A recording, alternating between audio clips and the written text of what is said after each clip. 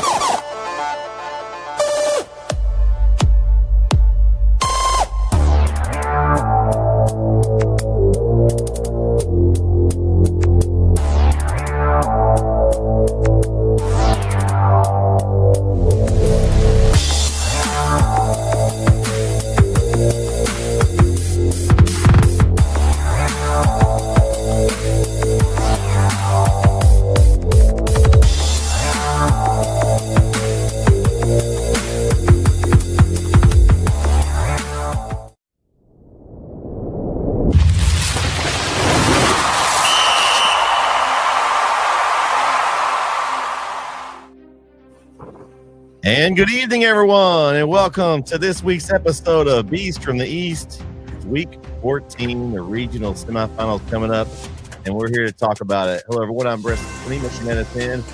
You got Jeremy Diamond and Mr. Resident of TKO, Kyle Owens. Welcome, fellas. Oh no, Kyle. This is a non-violent show. We're gonna keep it non-violent. It's been a couple of days. Surely you can just wanted to that. Well, it was a rough weekend. My Eagles lost and the Philadelphia Eagles lost. Mean Green Eagles won, so there's a positive. But I was gonna say, did any Eagles do well? Because I just feel like maybe it was just an Eagles thing. No, the Mean Green Eagles did well, beating up on Rice. So a little bird on bird crime in that one. But yeah. Anyway, hi guys. I feel like an episode of was it the Learning Tree coming? Hi guys. Yeah, I'm bringing it back. I mean, we're gonna take some people to the Learning Tree. That's all I need to say. Hey, well, I think we all need to be taken to Learning Tree because obviously we don't know anything after last week's picks. We'll start there. The funny thing is, I went through and I was like, oh man, well I done messed up, and I actually gained ground of the people in front of me, which just shows how crazy this week was. I mean, I don't know that. I know there was a week that I had a 4-6 earlier in the season. That's what I had this week. But just some of the games that I thought, man, these are locks, man. I felt really good about them. I'm sure you probably felt the same way, guys. But I was just like with my mouth open, like, what? That's what happened? Like some of these games and the scores just were crazy. Kyle, you were at an incredible game where you were. A lot of points were scored there.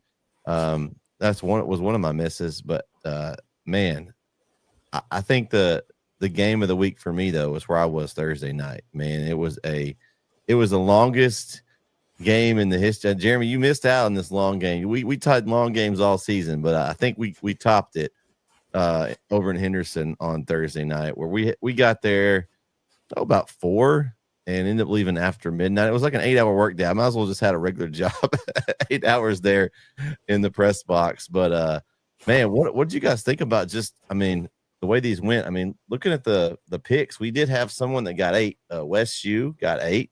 So congrats to him, because it was tough sledding. So just to put this in perspective, you had him at 8. You had Jeff Alexander had 7, and then there was a handful at 6, and then it just went down. I'm looking on this list to try to find anybody from our NetSN team. Let's see who had the highest. Let's see. Chad had 5. Let's see. I see Conrad had 5. Let's see. KO, are you on this? Brother, I had 3. Keep going up. Jaron had 5. You got beat by Jaron by 2. KO. I had 3. I'm not anywhere. I may have been the worst. You weren't the worst. We had somebody that got 1 correct. KO. So you weren't the worst. But Jeremy, I think you had the most out of us. You had 5 as well, right? I did. Yeah, I reached on 2 and I took a chance and I got both of them right. So I don't know if that's good. This was the week that the Hail Marys, KO, because there were some upset picks, or at least I felt like they were. We can add the pick'ems to my list of frustrating things that happened to me this weekend. Just hey, it comes in 3s, right? You got 3 That's games true. right. You got your team's lost. I mean, it's it's okay. Eagles lost by 3. Eagles lost by 7. You know what? Anyway, proceed. Okay. Well, looking over here at the overall standings, Doug Montgomery and Lewis Ray still lead at 90, but right behind them, Mr. NetSN, Brett Sweeney at 89 is in 3rd place, right behind those two. I actually gained ground because Doug and Lewis, they both had 3 correct, like you, KO. So I actually gained some ground there at the top.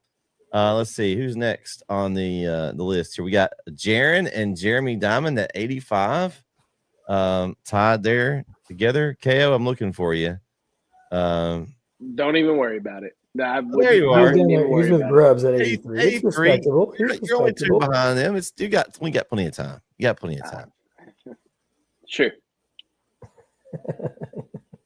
But man, what a games this week. Let's talk about some of these. Okay, we I mentioned earlier Elysian Fields and Garrison. What a game. Kyle, you were tuned in. I think personally that was probably one of the best games, if not the best game I've ever called live as a broadcaster. Just incredible plays. I mean, Nunu Kennedy was like, I don't know, he was throwing up prayers, and whatever he did this week, he was on the right side of it, because he was throwing up prayers and they were being answered all over the field. Just like both sides, just the athletes on both sides. What did you think about that, tuned in from the house?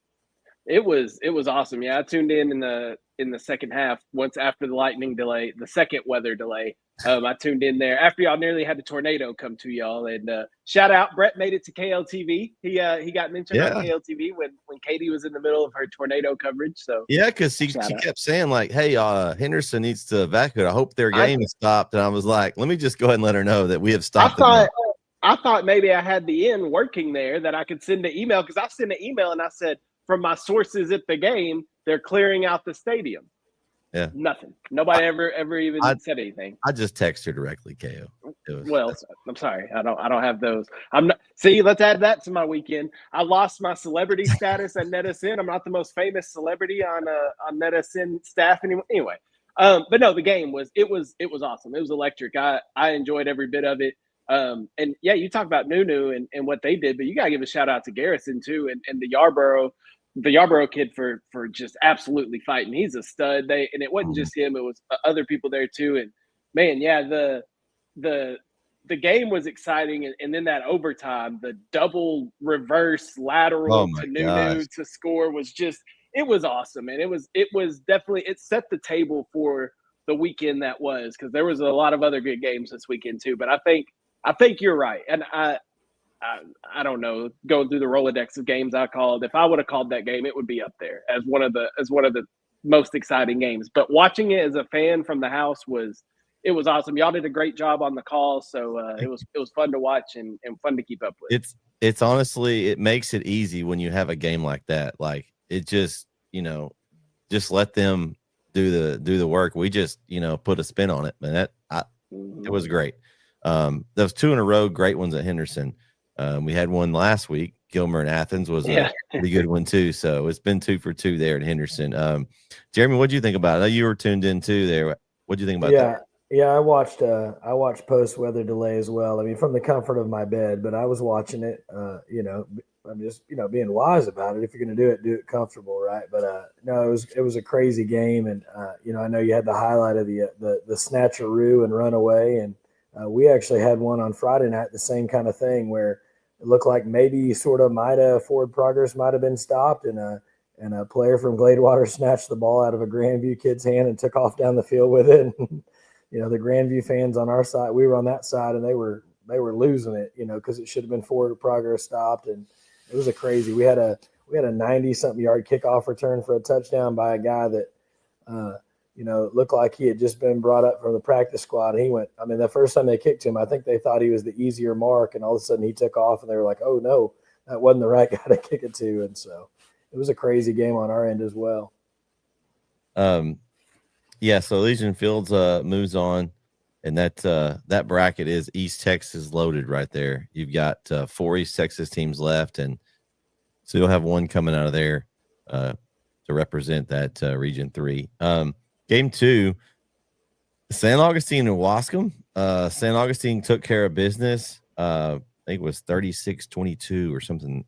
Is that sound right? I think that was – I should look the score up before I think that was the correct score. Let me pull up that bracket. 36-24. They'll move on to play Beckville, who also got the win. I had this correct, and I felt pretty good. He had my first 2 picks were correct, and then something happened down through here. Did you guys? I know St. Augustine was actually an underdog according to our picks. You had St. Augustine. You had St. Augustine as well. Well, somebody didn't watch our show because we had 55 people pick Wascom, and only 19 had St. Augustine. So that was one they maybe should have went with us on our selection there. But what do you guys think about this? I wasn't surprised. I thought St. Augustine was the little bit better team going throughout the season, and I thought it might be a little closer. But shout out to St. Augustine. They took care of business and won by 12. What do you think, Jeremy? Yeah, I mean, I think I'm impressed with what the Wolves have been doing. I think we kind of wondered it with the one loss, but I think that was just let's rest some guys and get ready to roll, and they're hitting their stride. And that was a good Wascom team. I mean, a team that just beat Elysian Fields not that long ago, and so for them to pick up a 12-point win, I thought was a bit impressive showing for them for sure.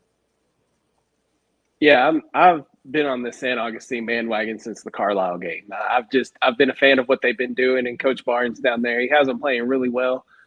This is the first time that San Augustine has made it to the 3rd round since they made the playoffs last time. The last time they even made the playoffs was 2019. And when they made the playoffs in 2019, they made it all the way to the state semis.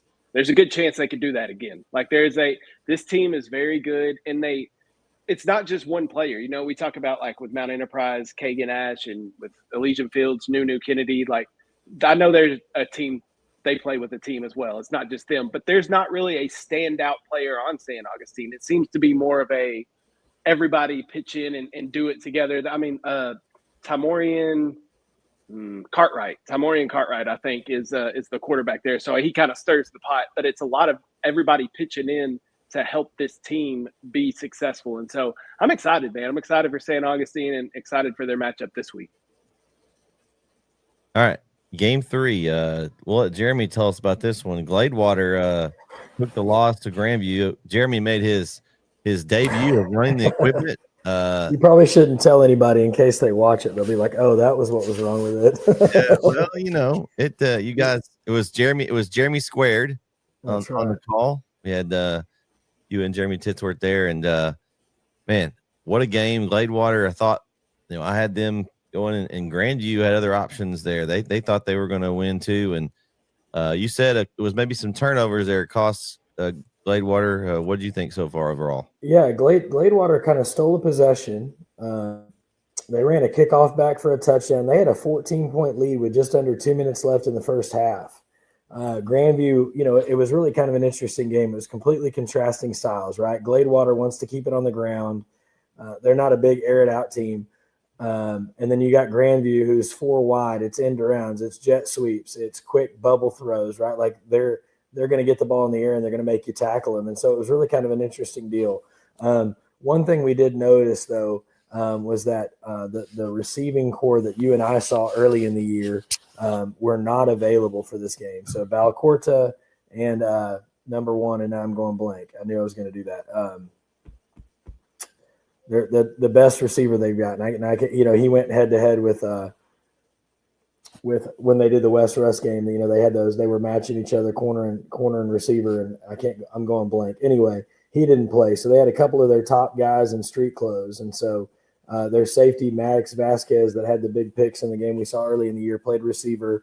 And then so did a kid named Landon King, and he was the kid that returned the touchdown. And so they just didn't have a guy to get it to on the outside that could do a lot of damage. And so it really allowed Grandview to kind of go up and bow up. Well, Grandview scores. It's right before half, and Jeremy and I were like, do you go for this? Do you, settle with the lead? And they tried to throw one down the sideline. Well, the problem was there were only 2 guys in the route, so both guys were doubled, and Achilles Hess tosses one up and it gets picked. And then Grandview returns it back to the Gladewater side of the line. And then literally next play, they run kind of a shallow slant across the middle. And this kid named Blue Hubbard, who was about 6'5" and 1.5 million pounds, that could run like the wind. He took the ball and went to the house. And he said, "Thank you, sir. I'll have another." And then the only thing that saved Gladewater was they missed the extra point. And then coming back from halftime, Grandview did a great job with adjustments. They stuffed the run. I mean, I think early in the game, Flanagan, the fullback, the up-back, was getting 5 to 7 yards a carry. And by the second half, he had multiple carries where he got 1, maybe 2. And I think a few times they probably tried to trick Grandview, and Grandview really saw it coming. And so Hess threw a pick in the end zone. I think he ended up with 3 on the night. And so turnovers really were what killed him. They got behind. Grandview got the ball in the second half. And so they score. They get the ball back, score again, and all of a sudden they're up 14, or 13, and then it just became Gladewater trying to chase points with an offense that's really built to control the clock, and so they just had a hard time doing it. And they fought all the way to the end. They had some chances late, and then Grandview got the ball back one last time and punched another one in, and so it was kind of a crazy game. I mean, it had a little bit of everything. There was a kick returner, and it had a guy caught it and was running to get stopped, and they yanked it away from him and went the other way. We just had one of those one-handed grab. Flanagan had a great one-handed grab that looked like it was going to be a pick, and he snatches it out of the air. So it was a lot of fun. It just didn't go the Bears' way. KO, how surprised are you that Gladewater took that L? Yeah, I talked to Jeremy Titsworth after the game, and he was kind of saying the same thing that you said, Jeremy. Like, it was just Gladewater had their opportunities, just couldn't capitalize on them and kind of get back into the game and let it get away from them, which is disappointing. For Coach Lewis and the Bears. They had a really good year, though.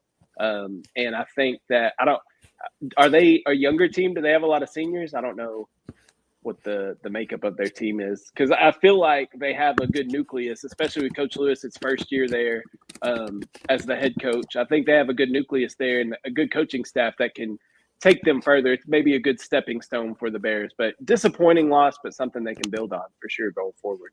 Well, Kyle, I think if you'd asked, Gladewater polled the audience for say before the season, and they said you're going to go and lose only 2 games all year, and you're going to win a playoff game, they'd have probably taken that just without knowing how the season went. And so, and that one of those losses by 1 point, that was one of those that could have been a win. So, I mean, I think it's a great start for Coach Lewis and his tenure in Gladewater. There's a lot of expectations now. It'll be interesting to see in year 2, as he kind of continues to get his system and his things in place of how they do moving forward. Yeah, it's Aubrey Floyd was the name. I couldn't remember. They've got a decent mix. They've got, Floyd's a senior. But then Balcorta and a couple of the receivers are juniors. On the defensive end, I think the big loss for them are the linebackers. They're losing Grafton Morgan and Mason Boudreaux. And Mason was like, I think he had double-digit tackles before the half was over. But they've got Amarian Mentors coming back on the D-line. So I think they have around 13 or 14 seniors on the team. So they're kind of maybe a little bit senior heavy, but they've got some skill guys coming back that are juniors and sophomores. So they're going to be able to reload. But definitely was disappointing just because of how well they had played to see them kind of, I think, again, we talked like Grandview gave them a turnover and they got up 14 and then they gave it right back right before the half. And, probably that hindsight thing where you go, we should have just taken the 7-point lead, taken the knee and gone in at half up 7. But I think they realized that Grandview was going to get the ball to start. So if we could push another score out here, we could be all right. And it just kind of bit him at the wrong time. Yeah.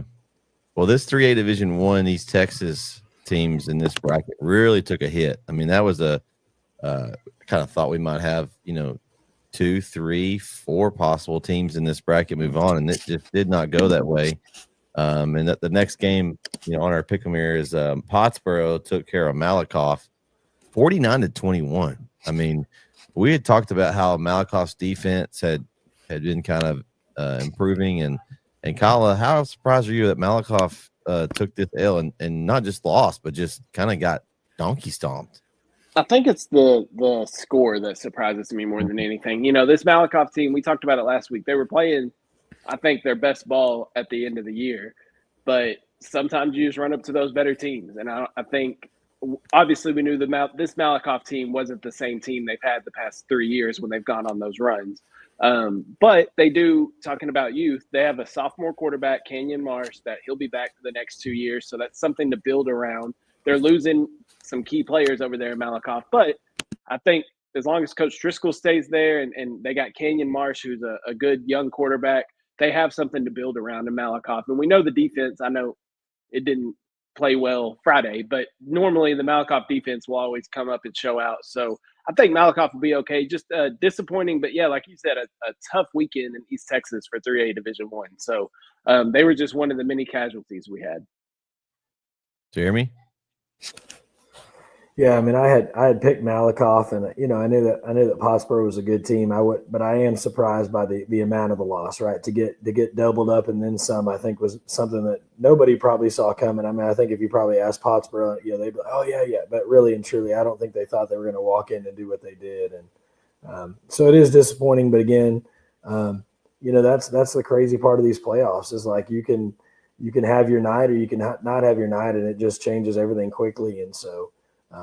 Like you said, they've got a younger team that can rebound, and I think this is that wake up call that we got to start strong, right? Because sometimes I think that does affect. I mean, I know it doesn't, but like I think they almost waited too long to build that momentum we talked about, and maybe that's something that you work on next year. Like, hey, we have to start better so we can finish even better.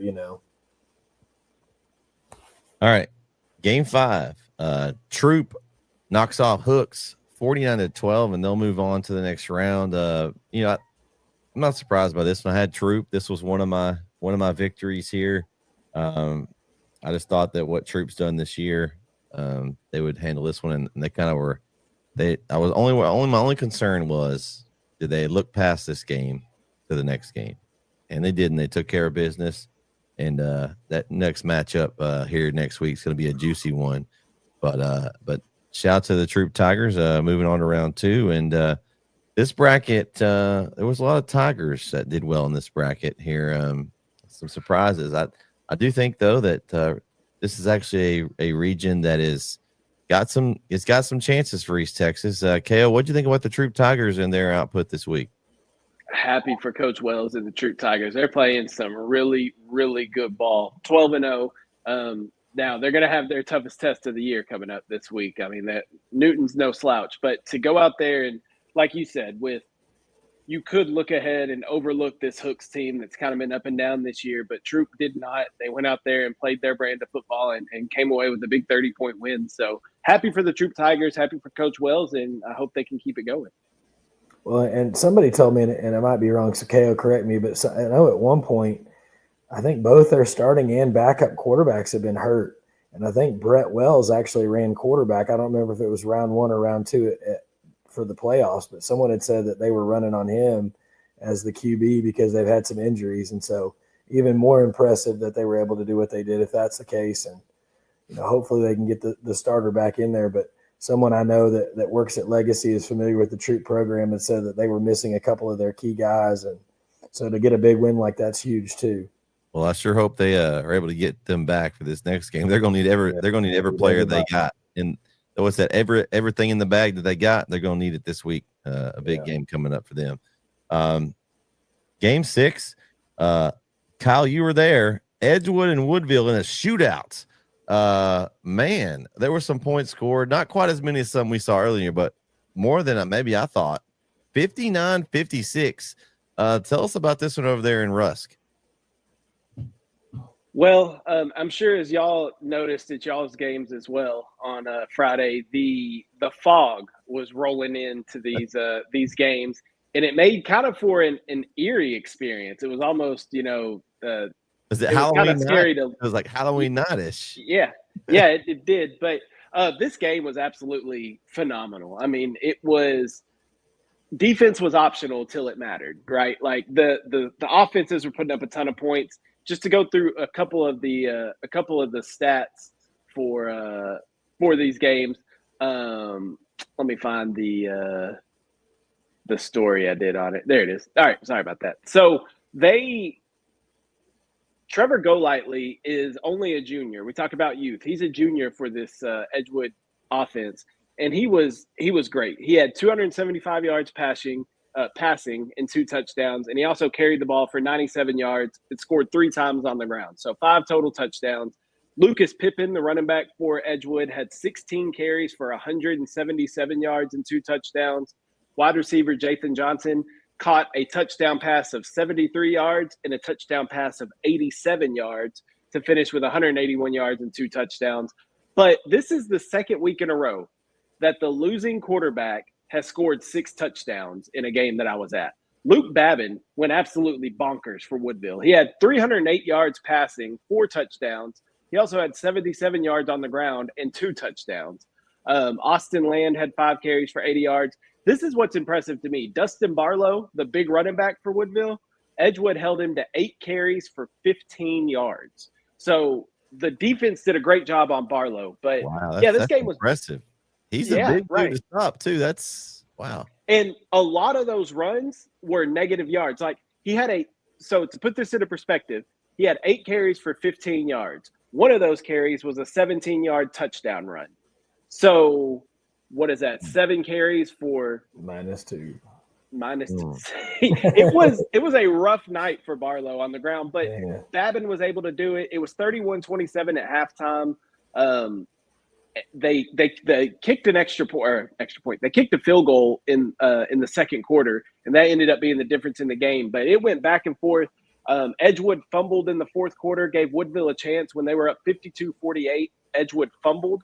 Woodville got all the way down to the 4-yard line, and the running back was reaching for the end zone. And as he was reaching for the end zone, the ball came out, fumbled into the end zone, and Edgewood recovered. So Woodville was that close to taking the lead in that game. But yeah, just in that last touchdown for Woodville came with 6 seconds left. So it was 59-48 or whatever for a majority of that in there until they scored late. But just an excellent game. Edgewood's got an awesome offense. There was a pick 6 in the third quarter. Going into halftime, Edgewood was up 31-27. Woodville got the ball first after halftime, threw a pick 6 on their first drive, and gave Edgewood that 11-point lead. So just great job by Edgewood and Coach Bachtel. First time that the Bulldogs have ever won a second-round playoff game. So congratulations to Edgewood for making history. And they're going to have their hands full this week, too, with a tough ARP team. But big win for Edgewood. And Woodville, they fought till the end, like we know Woodville to do. Down 20 points in week 1, they come back and get a win. So I knew that this game was never over, but they fought till the bitter end. But shout out to Edgewood. Man, Jeremy, how surprised are you about this one? I picked this one, fellas. I was in the minority here, if you remember from last week. I'm the only one that picked Edgewood. So Bulldogs, you're welcome. I had faith when others did not. No, I mean that's a huge win. Again, first time they've gotten to the third round in their history, which is huge. And hats off to them. And again, to be able to do that to a really good Woodville team and to hang on right and stick through some adversity and get timely plays when they needed them is huge. But yeah, it's going to be a big test this week. It's going to be a fun one. And yeah, woo, man, Edgewood Arp. Okay, let's go. All right. Next one on the list here is I say an upset. It was an upset in our picks, but Mart with a win over Lovelady. This was an interesting bracket just by looking at the 2A Division II bracket. You had two districts had two teams advance, but it wasn't the two teams that were at the top of the district. So you had a 1 versus 4 and a 1 versus 4 here the next round. Mart all over Lovelady, 45-32. I saw Lovelady play. Jeremy, you were with me. They can score a lot of points, and Mart outscored them 45-32, and it wasn't a lot. The week before, Lovelady had 76. We saw them put up 69. There was crazy point totals all year long, and so I'm impressed with Mart.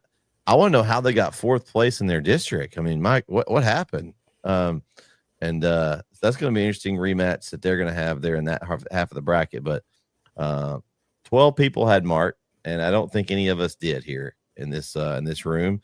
Jeremy, what happened here? I thought you were, going out on limbs here. Why didn't you go out on this limb? You could have got you another game. I thought this limb was a little too thin for my frame. I thought I might snap and fall, but I guess I should have done it. I didn't see this coming. Again, I thought Lovelady had the offensive firepower to win this one, and Mart's defense not so fast. I mean, to hold them to less than 35 points is big because that didn't happen much, if at all year. So that Mart defense must have been they studied some film and they were ready to go. Okay, what did you think about this one? Another kind of, I don't want to say shocker, because Mart, with their pedigree, we know, and they're a 4 seed, so I guess it's an upset technically. But yeah, I just disappointing. I thought that Lovelady could make a deeper run than they did this year. But you got to give your hats off to Mart. They play good football. That's why they go to state all the time. Like, they have a good brand of football down there. I'm like you. I'm curious to see what happened in district. I know they're in that district with Fremont, but I'm curious to see what happened there, to how they wound up in the 4 seed. Maybe they just wanted to make their path a little more difficult this year. I don't know. I don't know. I think if I remember right and looked, I think their only losses were to the 3 teams ahead of them in the district. Like they had run the table until then, and then they lost 3 games in district. I think they lost the first one and then maybe the last 2 or something. But so anyway, they lost to the 3 teams ahead of them, but otherwise I think they were going into that one like 9-3 maybe. So yeah. Well, I'm just very shocked by that one. Game 8, not surprised here. Unfortunately, the Vandals are eliminated as they lose to Sunnyvale. I did have Sunnyvale in this one. I just thought that, I thought Van was a good team, but Sunnyvale, man, they've been rolling, and I went with them, and they got the win, doubled Van up 56-28. KO, I think you had Van here.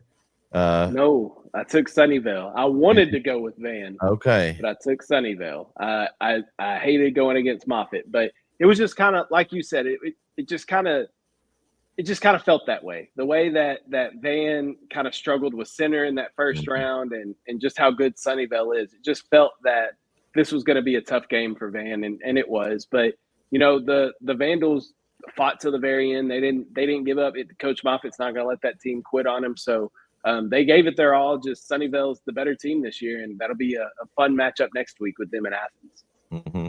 Jeremy, what do you think? Did you have Sunnyvale too? I did.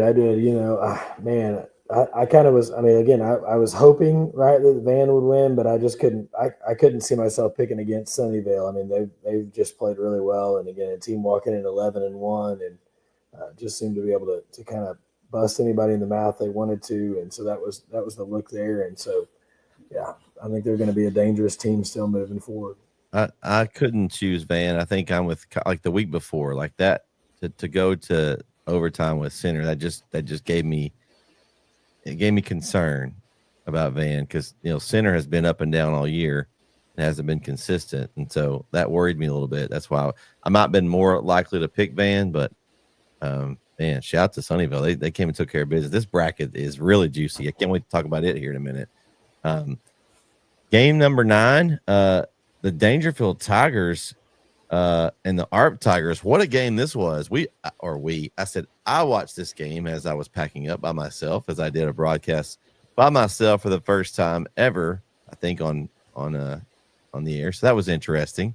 I'm sure the Mount Enterprise people are at home were tired of hearing me the whole time. But while we were packing up, Rob and I had this one on, and it was interesting the way this game ended. I don't know if you guys saw how it ended, but ARP had lined up to go for the extra point. Well, there was a penalty, and so it gave them the opportunity to actually, no, it was Dangerfield. They were lined up to go for the extra point. They backed them up, and so they still tried to go for the 2-point and did not get it. And so then when ARP got the ball, they just had to kick the extra point. And or was it the other way? No, that Dangerfield kicked the extra point in the first possession. So there was a penalty. There was a penalty though. They were lined up to kick the tie, and then there was a penalty, and it put them half the distance to the goal, I think. And so then ARP went for it and made it, I believe. I knew there was a penalty. I know they went for 2 and made it. I don't know about the penalty. Yeah, I just know that they went for 2 and made it. Yeah, there was a penalty involved, and they went ahead and went for the win, and they got it, and it was a huge celebration. And shout out to Coach Sminky and the ARP Tigers. Man, they are moving on, and man, what a big win! This bracket again. I'm excited to talk about it here in a minute. Some really good games coming up in this one. Kyle, I mean, did you had Dangerfield, right? I did. I thought the offense was going to be too much because we saw what Troop did to ARP, and I think Dangerfield has the same style of offense where they could put up a ton of points. But this ARP defense found something. They found something, which I don't want to say they just found something because they've been playing good all year. That Troop game was the one bad defensive game that they had, but they found something that worked in this Dangerfield game, and for the intestinal fortitude of Coach Schminke to decide to go for 2. We're either winning this game or we're going home. Like that's it. And the trust that he has in his players and in Josh Smith specifically to put that ball in his hands for the final play, which could be the final play of your season. I love that about Coach Schminke for putting the trust in the players. I love that. Like as a player, I don't want to just keep playing overtimes. Like, let's go for the win. Let's do it. I'm down for it. So I love the call, and I'm happy for Coach Schminke and the ARP Tigers. And tough loss for Dangerfield. We thought that maybe they could kind of go on a run again this year, reaching the postseason and going deep. But this region's really, really tough. And ARP's got their hands full again this week. But why not ARP? Why not a 7-mile rivalry in the regional final? But I know we'll talk about that in a little bit. Jeremy, what'd you think? Yeah, I mean, I picked Dangerfield as well, and I went back and forth on this one and went with the crew, and I guess I should have done my third split and picked up another one, but I didn't, and so hats off to ARP for just taking care of business and not slowing down, and big on them to do that. And again, they've got another great matchup coming up, and so it'll be fun to kind of see where that thing goes for them, and so. Again, you got to win, right? It doesn't matter how. I mean, I think you had the Garrison, the Legion Fields. It was the same thing. Garrison went for 2, didn't get it. All ARP had to do was score and kick an extra point, and they were there.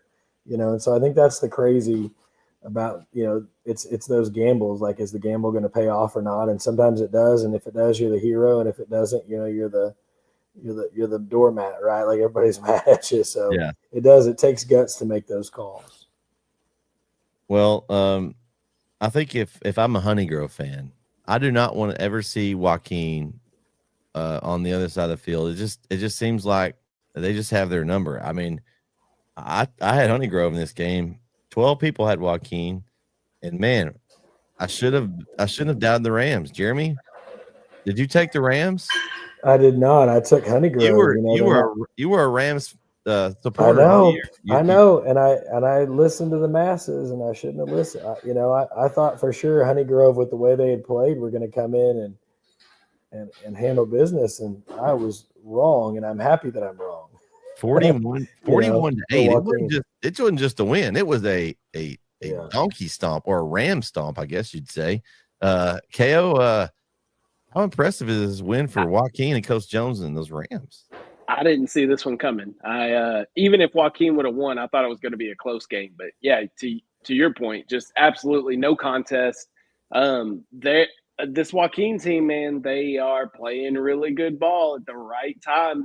This 4 seed made a run to the 5th round last year. Why not this 3 seed making another deep run this year? Like this Joaquin team, you can never count them out. But my only hesitation with them is they are so flow of the game dependent. Like if they get a lead and can run the ball and just kind of get 2-3 yards here and there and just slow the game down like that, they are extremely tough to beat. But if you can get up on them and force them to get out of their running game and put them behind the sticks a little bit, then they're a more average football team. So I think as long as Joaquin can play their style of football, they have a good chance to make a run. It's a huge win for them. And it's tough to prepare for that slot T is difficult to scheme against. So I think that's, especially when you get in these playoffs, if you haven't seen it or you're not used to seeing it, you're playing these other teams that have seen you over and over the years in your district matchups. They play you more. Like some of these teams may not be used to that style. And so I think that's also a key too. You only have 1 week to prepare. You can't look ahead. So I think that's it's going to create some interesting matchups. Let's go through the brackets now and kind of discuss the games that we didn't mention, and then kind of go forward with the matchups here. The Longview Lobos took the L this week. They were our last lone hope in 6A. DeSoto dispatched of them 60-28. I think they were a little ticked off about last year, KO. What'd you think about this one, and what'd you hear about this game? I honestly didn't hear much other than I for some reason, maybe it's because I post highlights on there, but for some reason I've reached high school team TikTok. So I saw a bunch of DeSoto TikToks, and they don't like Longview. they are not fans of the Longview Lobos. So they were happy to get their lick back, I'm sure, after Longview put it on them last year. But this Longview team had been in every game this season up until this point. They, a couple of 3-point losses, a 4-point loss. Just they've been in every single game up to this point, and I think they just ran into a buzzsaw in the DeSoto Eagles, who came out with a chip on their shoulder and had something to prove, and went out there and did it. So congrats to there's one group of Eagles that won this weekend. DeSoto getting a big win. That's true. All right, Jeremy, what'd you think about this? Yeah, I mean, well, and the crazy thing too, like this whole district, like Forney is the only team in that district, or that 6A district, that advanced. North Forney got beat, Rockwall Heath got beat, and then Longview goes down, and Forney really squeaked by with a 4-point win. And so, that district was really strong last year. And then I think 11 6A said, 9, was it 9? No, hold on, help me out. Now I'm going blank. I can't think which one it was, but. Well, they think is 11? 11? They play 11 in by district, right? Because they're District 10. Yeah. So they would play 11 in by district. So it's got to be 12, I think. Anyway, whichever it was, they did not fare well. And, it just a crazy, I didn't expect, again, it just being from, with Legacy in that district and watching those teams play, I don't think I expected only one team to still be alive after just 2 rounds. And so. All right. So let's move over to 5A. 5A Division 1. We had one team left, and they also took the L's. Lufkin, Pflugerville Weiss dispatched them 52-14. Man, I think, Lufkin was like a wild roller coaster this year, KO.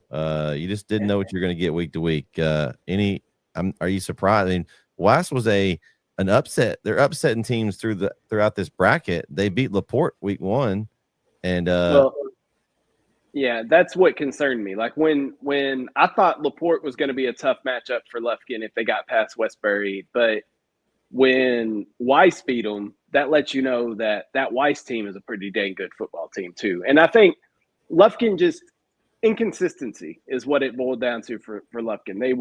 They would be really good in some games or have really good halves and then just maybe not put a full game together, or not Javian Johnson not able to hit those deep passes. And Kenneth Waters is a great running back, but he can only do so much on the ground. So I think, Lufkin ran into a buzzsaw as well. And first year with Coach Absek, so kind of learning a new system, learning new coaches. I think now they'll get a full off season to go through everything with Coach Absek. And I think this Lufkin team will be a force to be reckoned with next year. But now as I say that, I'm thinking we got realignment in February. So there's no telling where this Lufkin team will end up. Are they going to have to go back and play Dallas schools? Are they going to still be down in this Beaumont area? So it'll be interesting to see where they end up realignment wise. But I think they'll be fine and be back into the playoffs, but a tough one to take on Friday. All right. Well, Jeremy, you got any thoughts on Lufkin? What do you any surprise to you? It's that thing where like they've always had athletes, right? But it's kind of getting the pieces put together again. I think KO said it perfectly. I think it's first year of a new coach, getting a new system in, right, and building that culture. I think they'll, again, I think realignment is going to be huge for them, right? Seeing where they end up and what happens there. But I think for them, the biggest thing is just, going back in and going, okay, what worked, what didn't, what do we need to change on both ends, right? For the players and I think for Coach Absek as well, as you come to a new team, like it's learning the guys that you have and how do they fit your system and what things do you need to change a little bit to make it work better. And so I think this offseason will be big for them to kind of get used to that part. So 5A Division I, East Texas out.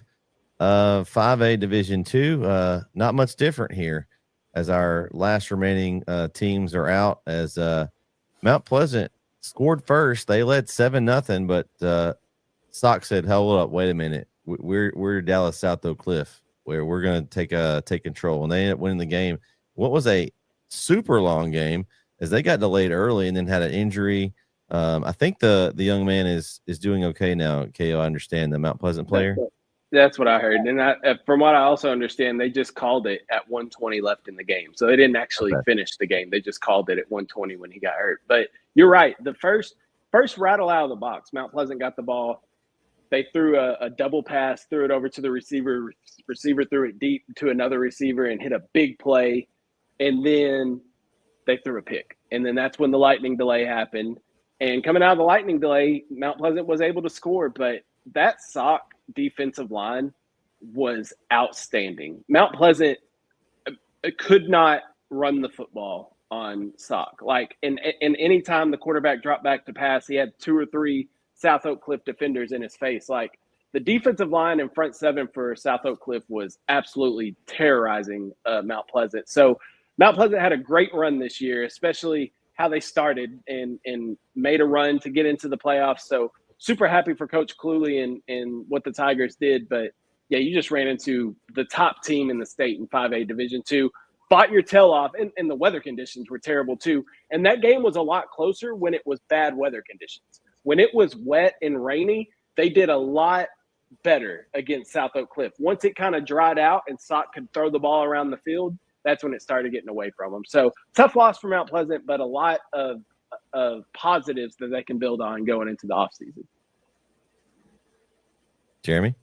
Yeah, I mean, it's a tough way to go out. I think that next matchup for Sock is going to be fun too. You got Terrell, right, who's coming in undefeated, and I think that's going to be a battle. Yeah, we were watching that and we're like, whoa, Mount Pleasant's up 7-0 on Sock, and then about 20 minutes, or whatever after the couple of delays, it was like, oh, And so I think again.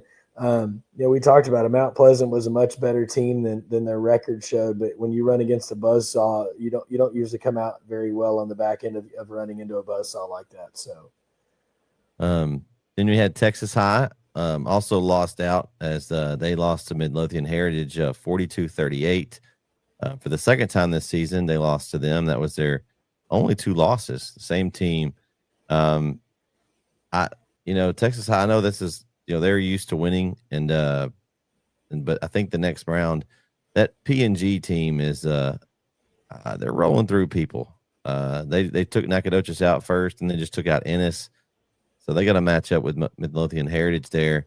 But great season for Texas High.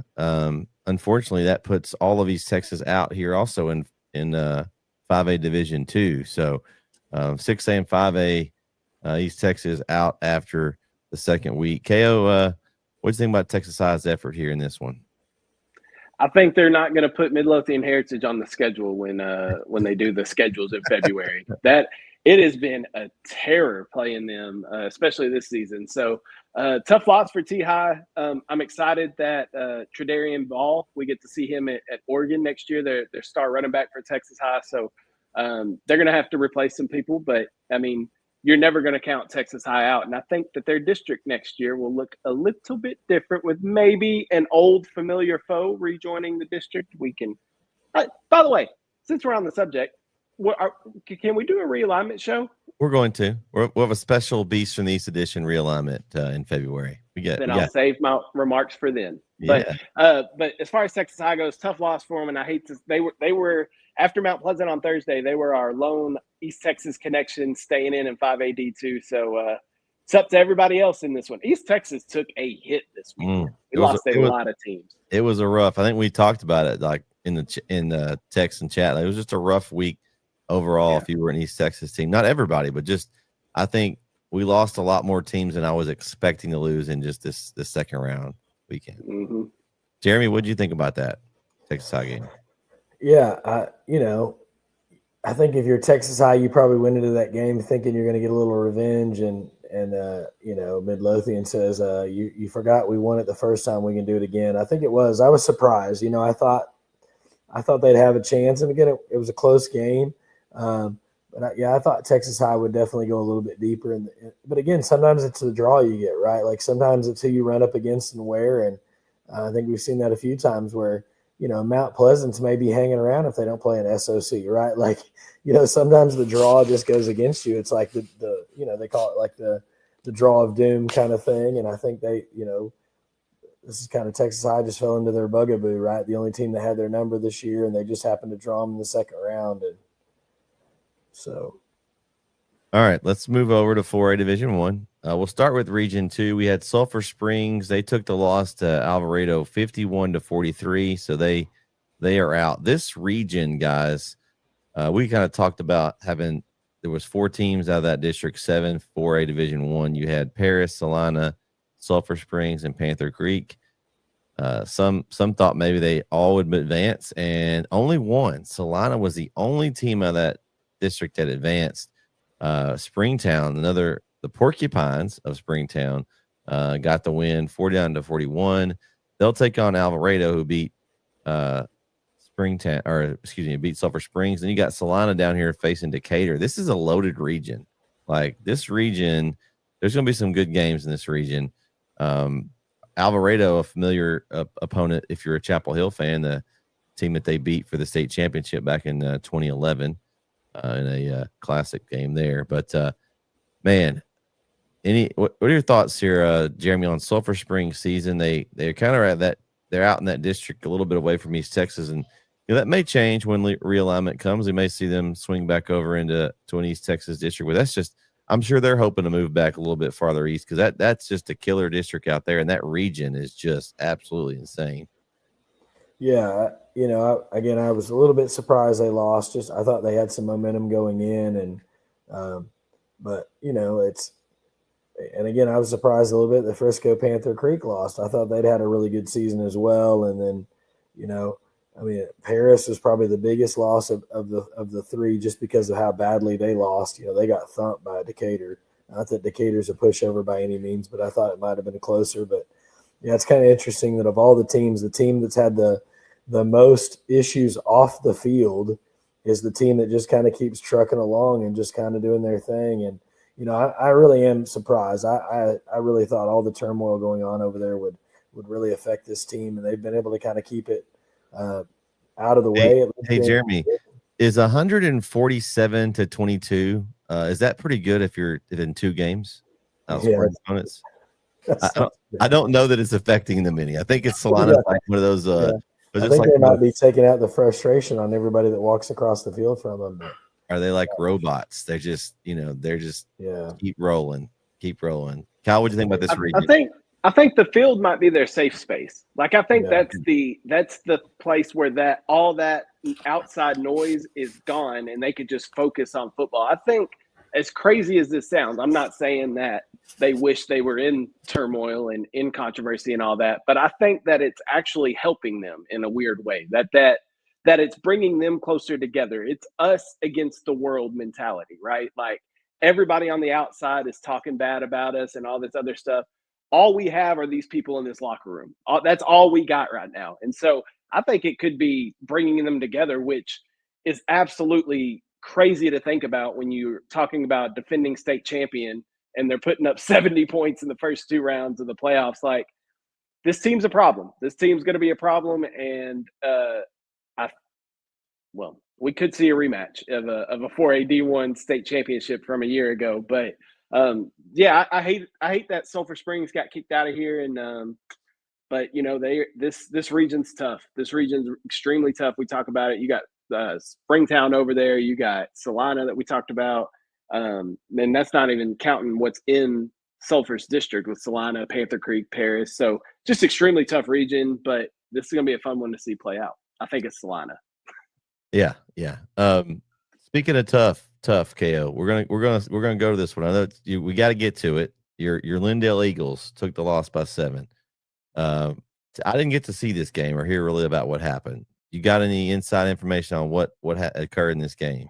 Not more than what our good buddy Brandon was talking about during the chat Friday. I haven't gone back and watched anything like that. But from what I understand, it's kind of the same thing that's been giving Lindale trouble on defense, in that speed. When you look at, they do really well against these other teams, but when you go up against a team like a Kilgore that's got a ton of speed on the outside, it just seems sometimes that Lindale's not able to keep up with that speed.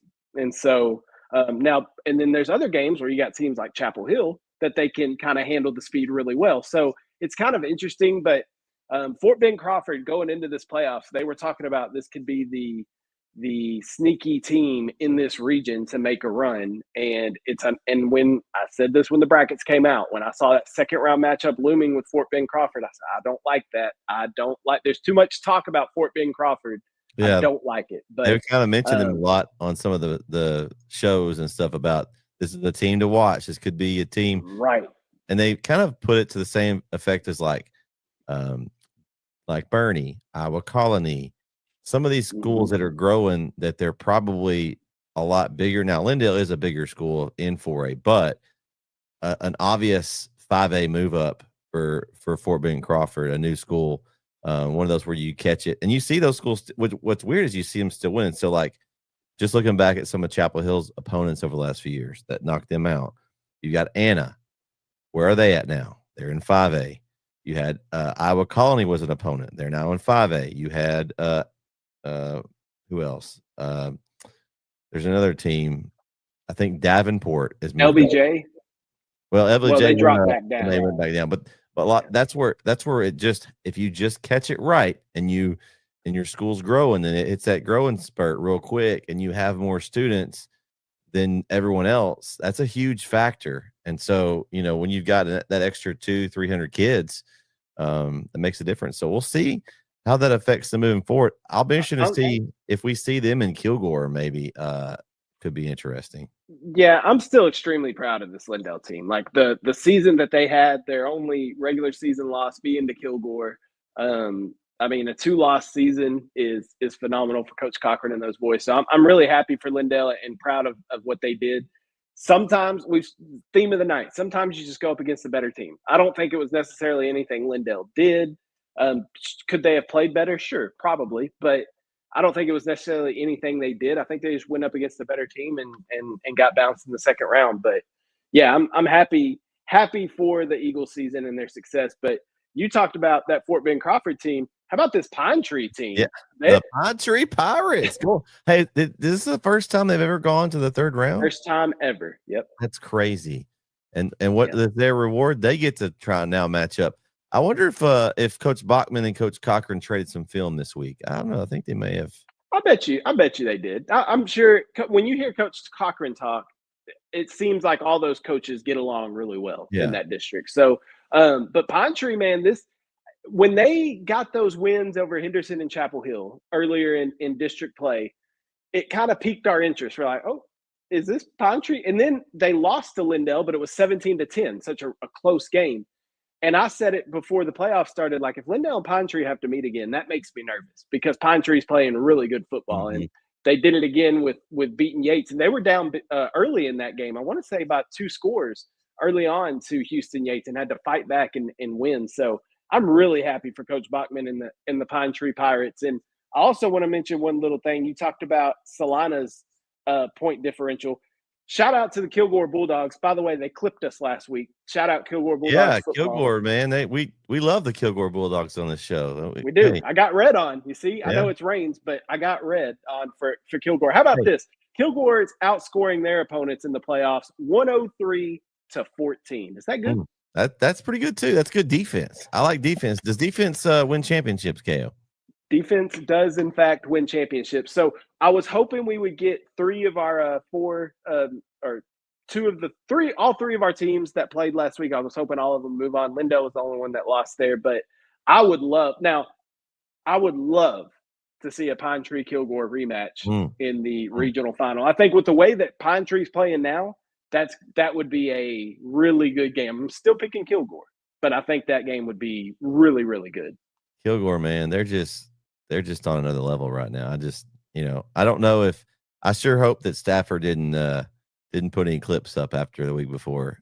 I didn't see any on the old TikTok this week, and there was no receipts kept by Kilgore Bulldogs football on TikTok. It was just a picture of the scoreboard with DJ Khaled, another one. So their social media it's awesome. No, that was great, and that was cool of them to we knew they watched the show obviously because they came and talked to you after the game. But that's neat. I mean, obviously, why we do this is to cover these athletes and programs, and so it's cool to see on there. I'm just glad they got a good clip of you, KO. It wasn't we weren't on the bad end of it, bro. When I was scrolling TikTok and I saw me and you pop up there, and I saw it was Kilgore Bulldogs football, my butt puckered a little bit. I got nervous. I was like, "Oh no, what did I say?" But then I saw the clip. I was like, "Oh, this is a good clip. Okay, we're good." They didn't clip the Lindell part. The week they played Lindell, that would have. Don't give them no ideas, Brett. We moved past that. All right. Kilgore Bulldog football and me shook hands. You saw a little emoji. We shook hands. I respect the K, and we are friends. Hey, me and Kilgore. They're one team that you have that you did have picked preseason to go to the state championship game, and they're still in. You haven't your picks haven't gone real well. You had another one go down this week. Why are you bringing up old stuff? Why are we bringing up the old pick? Focus on the good ones. The Kilgore pick was a good pick. Okay, we'll try. I mean, it's been so much trouble, Kale. We're gonna stay on the positives for you. It's like throwing darts, right? If you throw enough of them, eventually you'll get a bullseye. So I throw a bunch of hot takes at the wall. Eventually one's going to stick. This one wasn't a hard take to make. Well, the good news is we have a couple of teams left in this region, and I think there's a good chance that we could see another matchup with district. But I tell you, Pine Tree, Fort Bend Crawford's a juicy one there. That could be interesting as we move forward. Jeremy, let's let you talk about this region here. What are you thinking about this region and how it's unfolded? Yeah, I mean, Kilgore, Bridge City, they beat Chapel Hill by 3, right? Then they kind of squeak by Navasota like they haven't, but and then all of a sudden your reward is Kilgore, right? Like if you're Bridge City, you're like, man, we drew the short straw, right? Like, and man, hats off to Pine Tree. I mean, beating a good Houston Yates team, who beat Needville, and then they come out and win that game. And then they get to play, Fort Bend Crawford. And it was kind of an interesting thing because, Fort Bend Crawford wins 35-28.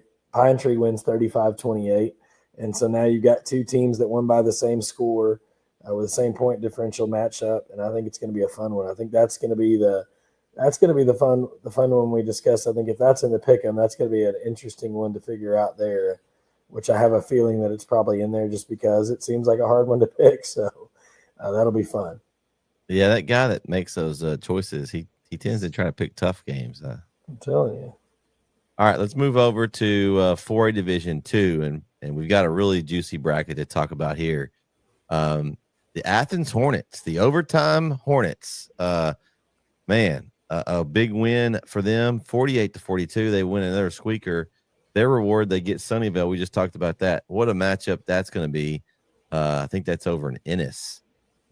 Man, that's a great matchup, and not to be overshadowed by the bottom half of the bracket. Pleasant Grove got the win over Canton, 48-7 at home, and they'll have to travel outside the confines of their home stadium for the first time this playoffs, where they'll go to McKinney ISD to play the Carthage Bulldogs. Which, man, I see they won again. They put up another 60 burger, but Carthage gave up another 35 points. They had 34 last week, 35 this week. I'm a little concerned about that. Kato, should I be concerned that Carthage is giving up 35 points a game in the playoffs?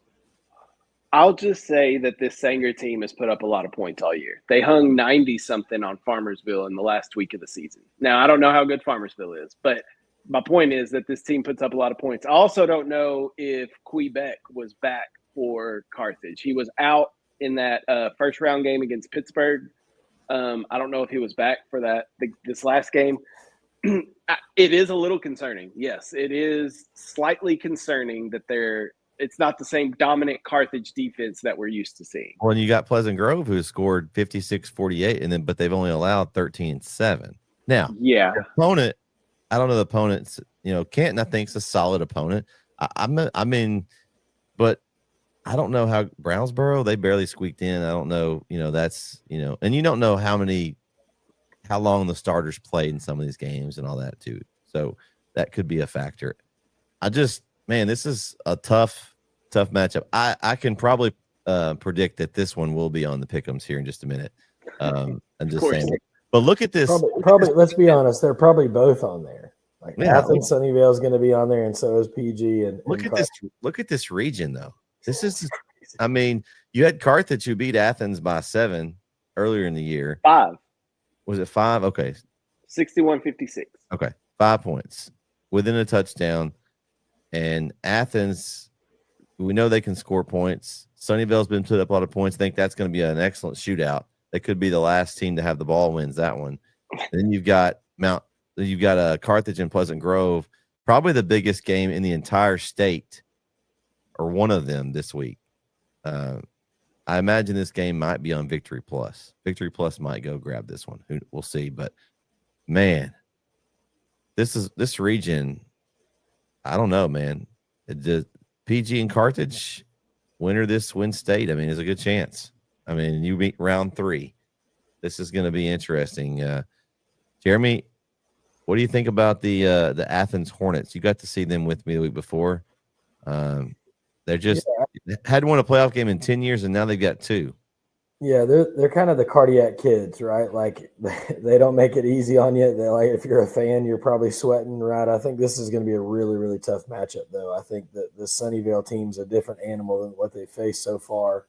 And then I think if you go to the other end, you go to PG and Carthage, and like if they're in different regions, they might be meeting for a state championship, right? Like that's the crazy thing about all this is like, and again, you never know, but like these two teams are too good to be meeting this early in the playoffs, which is great for people that want to watch. Man, if you're a fan of either team, you're like, man, this is just tough, right? Like we shouldn't meet until the regional final, or we shouldn't meet until, state. I mean, it's crazy.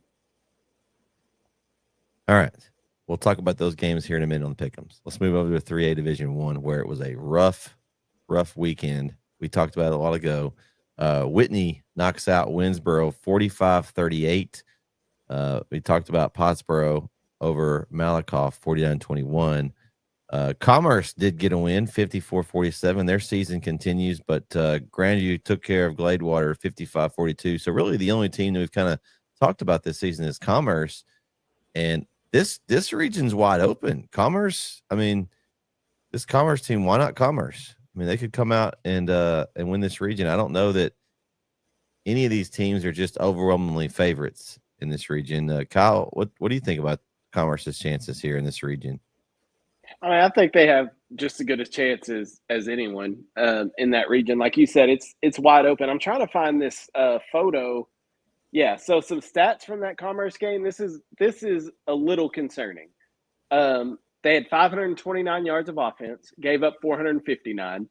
Pilot Point is apparently a rushing school. They ran for 451 yards and passed for 8. Commerce was a little more balanced, 249 passing, 280 rushing, 16 first downs for Commerce to 17 for Pilot Point. This is the problem. 16 penalties for Commerce to Pilot Point's 4. And Commerce also lost the turnover battle 2-1. So I think that's why that game was as close as it was. And I think that's why they struggled with them they did. In Grandview, Jeremy said Grandview likes to throw the ball around a little bit. So they're more of a passing style. Completely different than what Commerce – but we saw Winsboro likes to throw the ball around to Camden Capehart and those, and Commerce slowed them down tremendously. So I think Commerce is, if they can clean up those penalties, because you can't have 16 penalties in a playoff game and normally win. You just can't do that. So they're going to need to clean that up. But why not Commerce? Like you said, why not? I mean, Whitney beating Winsboro wasn't a huge shock. Winsboro's defense has struggled a little bit this season. We talked about Pottsboro and Malakoff. I mean, it's wide open. I mean, you could see throwback to 2019, 2020, a Pottsboro Grandview regional final, but I mean, it's wide open. I mean, here's the deal, Kyle. We talked about it preseason. Who was your preseason pick to win this region? Jefferson. Are they in? They made it to the first round. Okay. We all thought after that, well, Gladewater's it. The Gladewater's can win this one. And where are they? They are watching the playoffs with us. Who won this region last year? The state runner-up. Oh, Gunner. No. Malakoff. State runner-up. 380. Oh, yeah. Oh, duh. And then who have they always played in that regional final every year, it seems like? Winsboro. And where are they? Watching TV with us. So if you're one of these other teams, you're like, man, all these teams have just cleared out for us. This is I wouldn't call them no names, but teams that maybe haven't had a chance to get through this bracket before, they've got chance now. All those teams have stepped aside, and I think that's what makes it wide open to me, because you just don't have that staple in this bracket here. It's just kind of open. I think Commerce has been just honestly maybe one of the surprises of the year to me. Like, just out of nowhere, I didn't know they were going to be any good, and then they just started coming out and started beating folks. And who beat Commerce that's still in the playoffs now in 3 Division 2? Edgewood. So how is that lost now? To me, it doesn't look as bad. And you're talking about new teams. Like, I think Commerce and Whitney are new, but Pottsboro and Grandview are always. Always. I think Grandview went to state not too long. 2018, they made it not too long ago. The Zebras. How'd you like saying that one, Jeremy? The Zebras.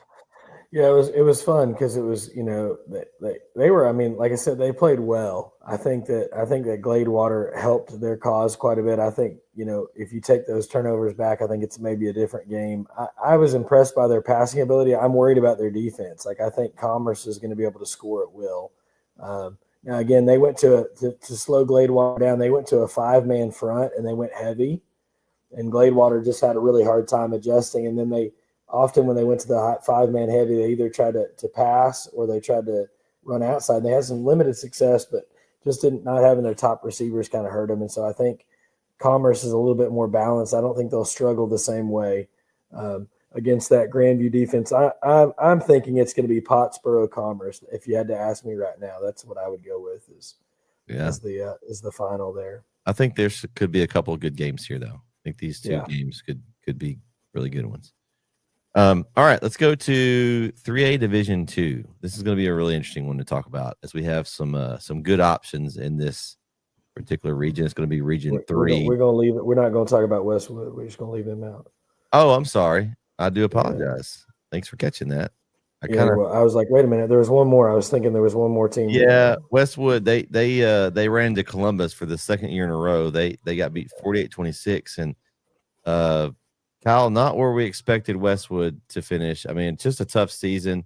I know they're one of those teams that also had some things going on in the program, a lot of distractions, a lot of things going on, and they're going to move to the next sport, and they're going to be just fine. I think they're preseason number 1 in basketball, and so, but it's just a tough season for that whole program to endure. I think it just kind of caught up to them. I mean, they're just kids. You know, I don't know if there was any injuries involved, but they got themselves down here in a tough part of the bracket because they didn't take care of business and win their particular district. And so Columbus, we all know they're a good football team. I guess they have some other. Is there some other Rigdons on the team? Are they? I don't know if they are, but congrats to Westwood on a good season. I mean, this is a tough region. You got Franklin, Columbus. Of course, they had Fairfield in their district, which they took a loss to Yoakum. So, you know, this is just a tough region, and I hopefully that basketball will kind of keep their mind off that, and they'll be moving on and play well this season. I'm excited to follow them on the hoops and see how well they do. But what do you think about this season overall, KO, for the Westwood Panthers?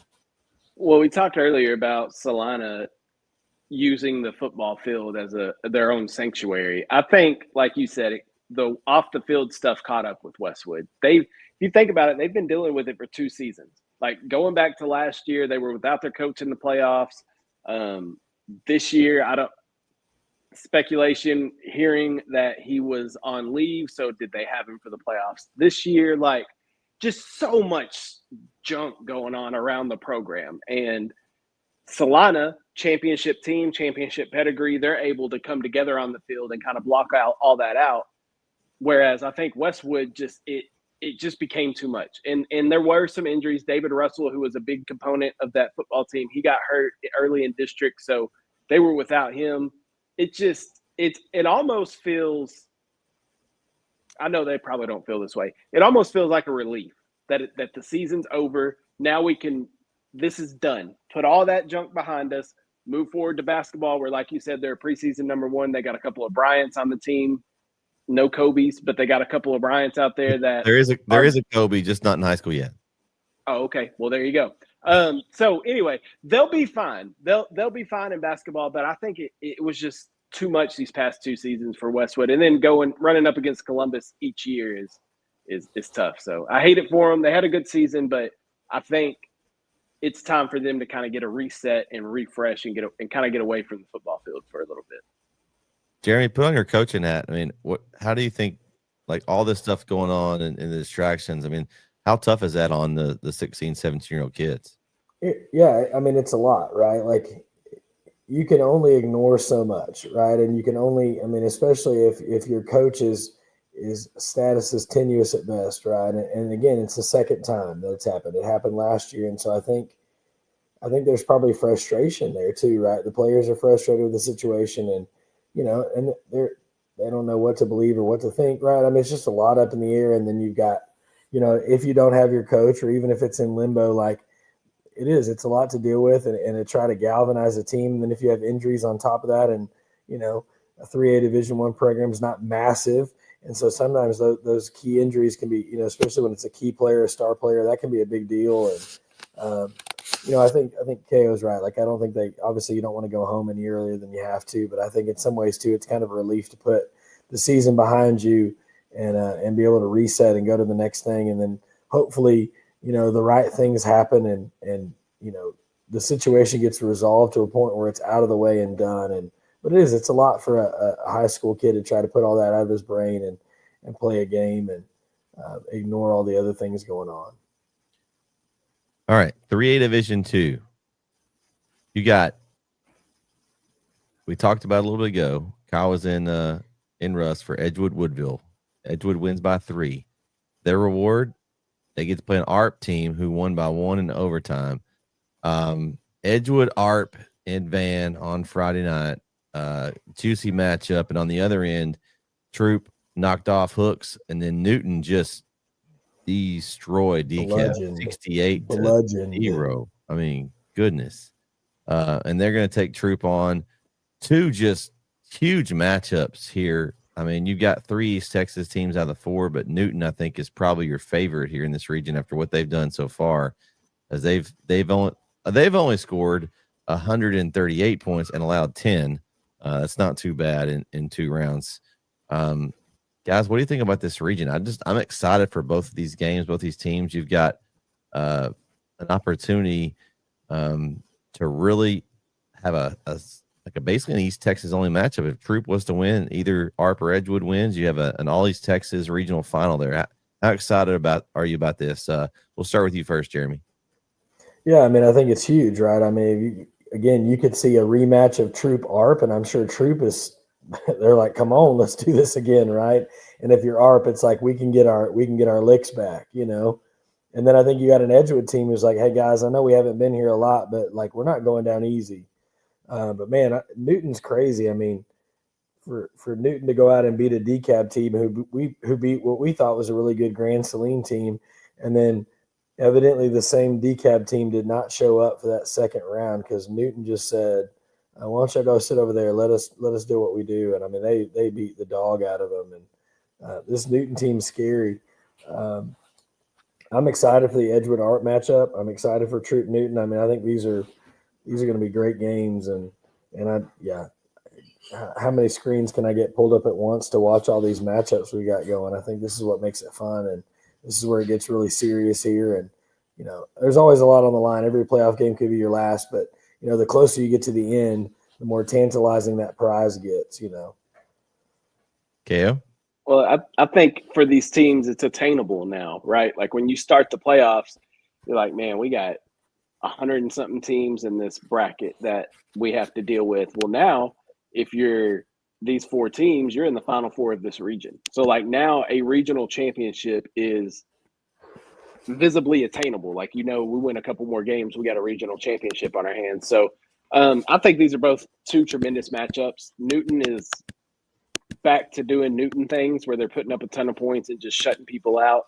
That Edgewood ARP game is going to be fun. And then that Troop Newton game is going to be fun too. But yeah, either matchup you get in the regional final, whether it be like an Edgewood Newton or an ARP Newton or an Edgewood Troop or an ARP Troop, like either one of those matchups is going to be phenomenal. So we talked about it going into this playoffs, how fun this region was going to be. And it's played out with some upsets, some things we didn't see, but I think it's still playing out to be a fun region to watch.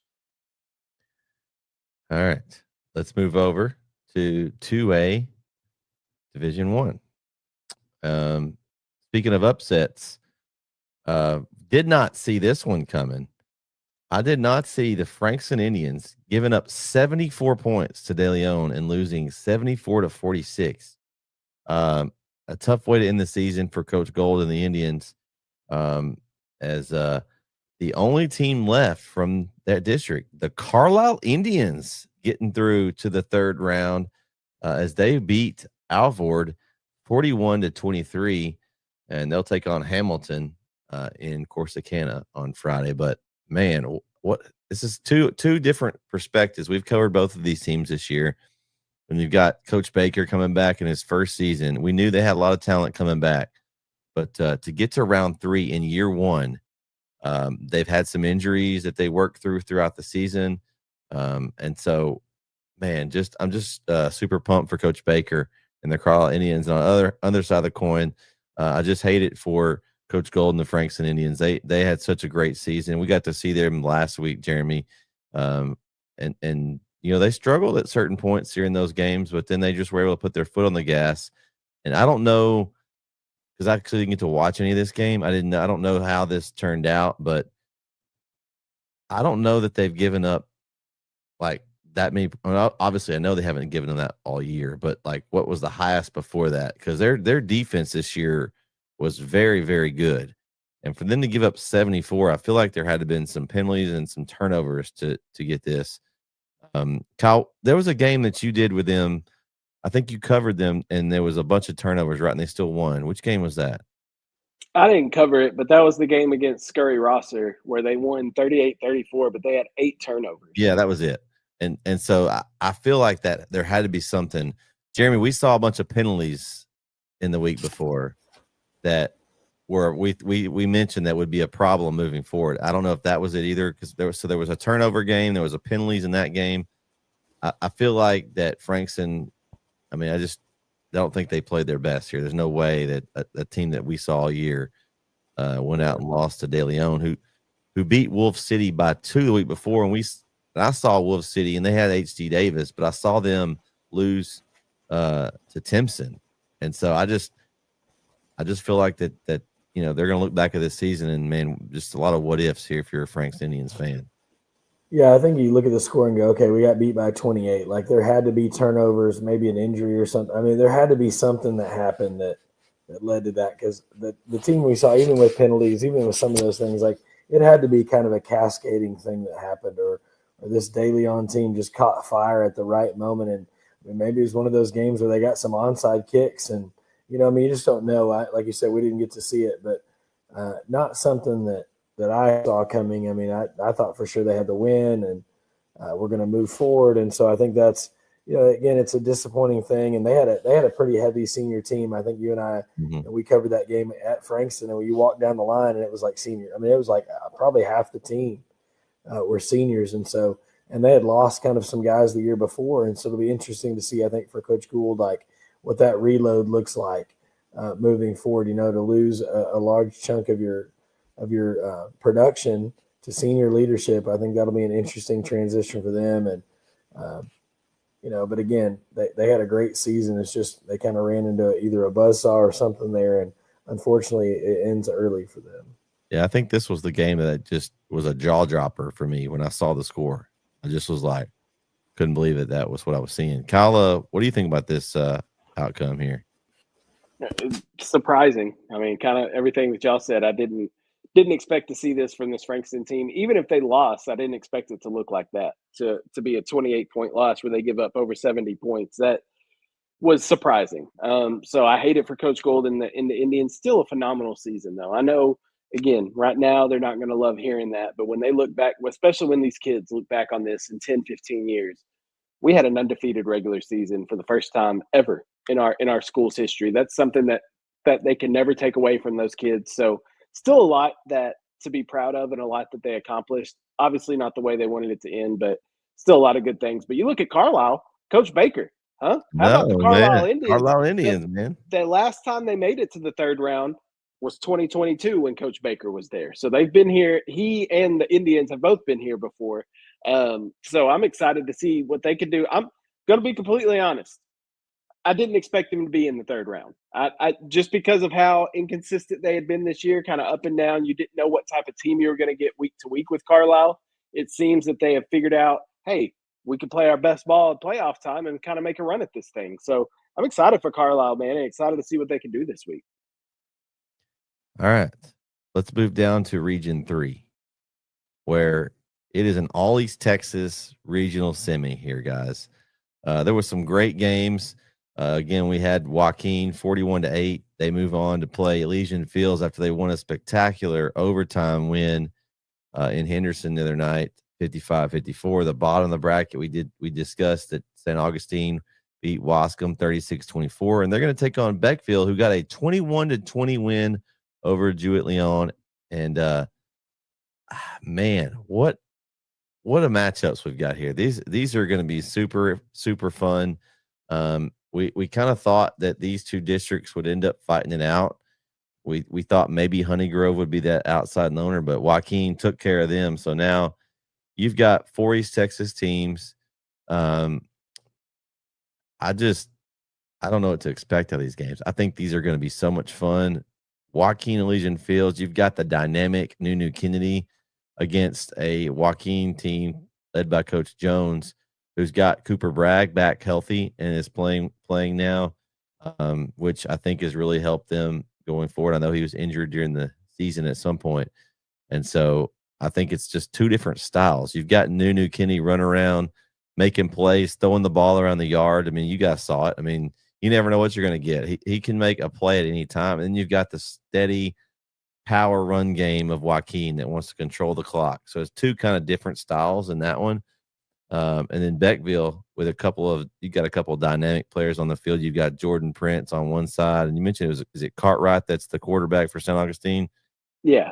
And so you've got dynamic players on both sides of the ball there. Just super amazing matchups. I'm ready to see them. Kyle, how excited are you for these two?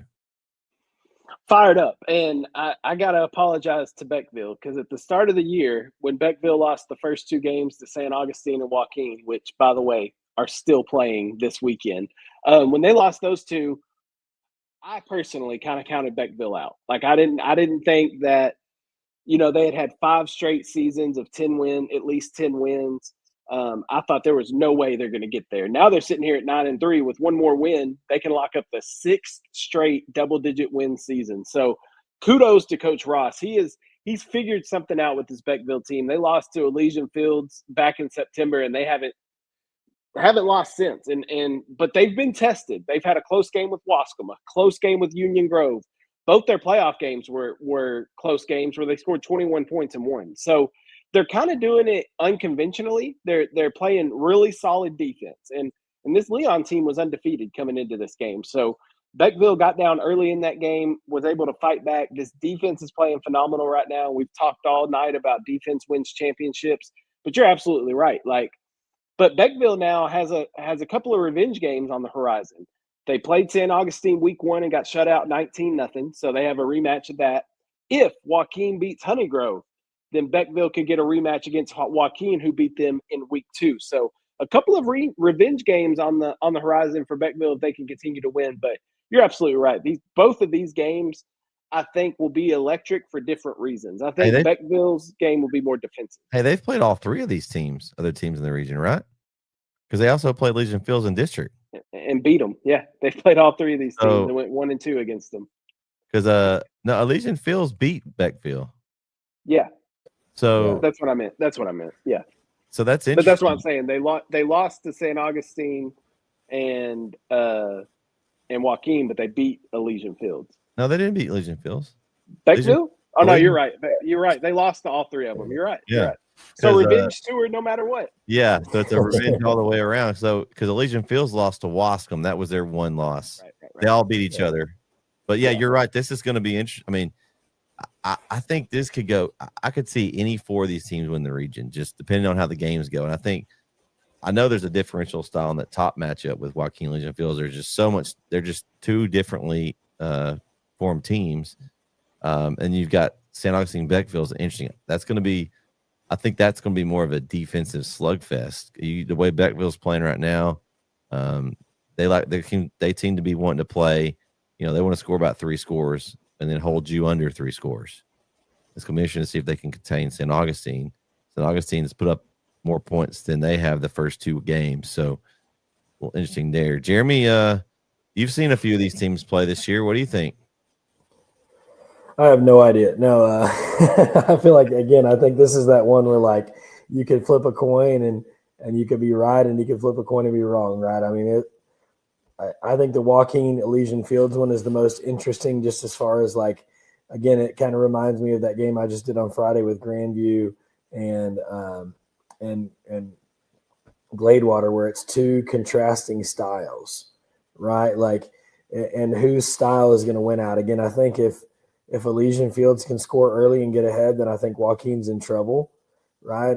If they let Nunu get loose, it could be a long night for Joaquin.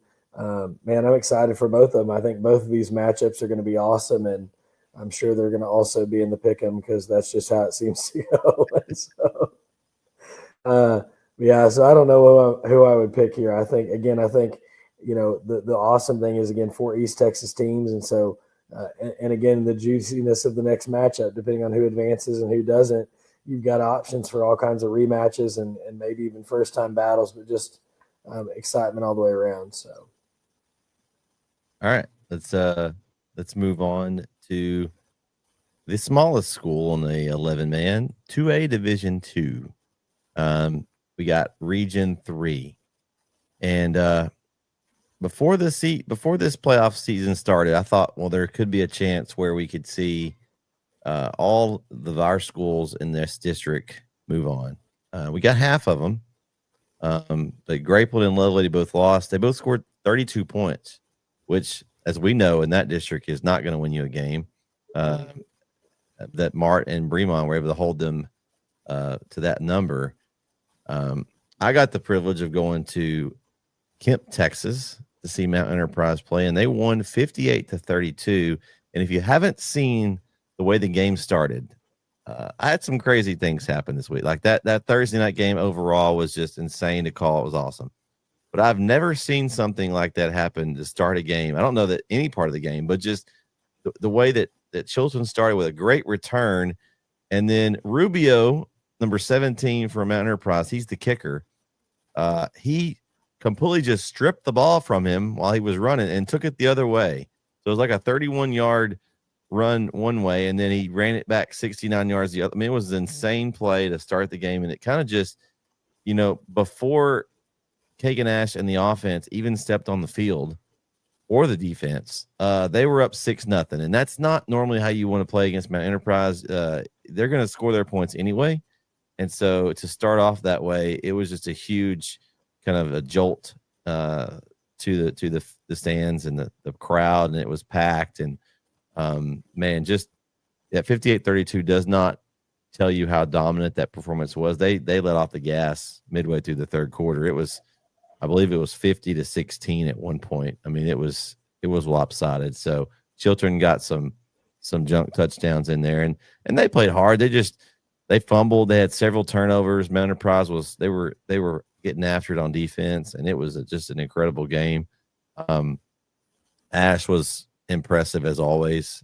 He had several touchdowns in that mix, but he was able to spread it out, and I think it was an important game because he didn't have to do a ton. Like he was out there and obviously did some work, but his man also got a couple of touchdowns. And Bennett, the quarterback, played well. It was a team effort, and I think that's going to help them as they continue to move forward. Now they're going to move forward and take on the Overton Mustangs again. Jeremy, we saw them a few weeks ago in that matchup as they beat Goldthwaite 47-13. Just discarded Goldthwaite. Said, "Here, y'all are out." And so we get a matchup in Henderson, Texas. Seems like a place where there's some pretty good matchups during this playoff season. I wouldn't be shocked if this is another like one score late. Yeah, like this. That's the one that's going to be fun. And again, Holloman over at Overton was monstrous in that game. He had 220 in the air and 206 on the ground, or maybe flip flop. I can't remember, but he was almost 430 all-purpose yards. And then you had Ash tied the single game rushing record at 599, and he just threw in like 9 touchdowns, like no big deal, ho hum, right? And I mean, it really was. It was like watching Rocky and Apollo Creed. It was like, all right, 3 body shots. All right, my turn. 2 fake. I mean, it was just like they just kept going back and forth. And, Mount Enterprise got the win. And I know Overton is itching for the rematch. And I think the difference this time is that game. I know he had 599, but he was tired. You could just tell by the end of that game, Kagan Ash was worn out. And I think the fact that he really only played maybe 1 drive in the third quarter in the first round matchup, and then he didn't have to do as much in this game. I think you're getting a more dangerous version of Kagan, which is stupid to say. That's when I say that out loud, it sounds stupid because he's unbelievable. But you're getting probably the freshest Kagan Ash you've seen since maybe week 2, right, of the season, where he's had a chance to get to the sideline and get some rest and get his teammates some run. That's a scary proposition, to know that you've had a guy that's only had to play really 2 halves of the last 2 ball games, and the last time you matched up, he only had a ho-hum 599 yards rushing. I don't know, and you better try to sneak a 12th guy on the field or something to see if you can get away with it, because he might just run wild.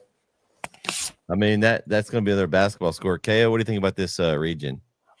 Couple of district rematches. I think it's awesome that these teams made it back to the third round of the playoffs.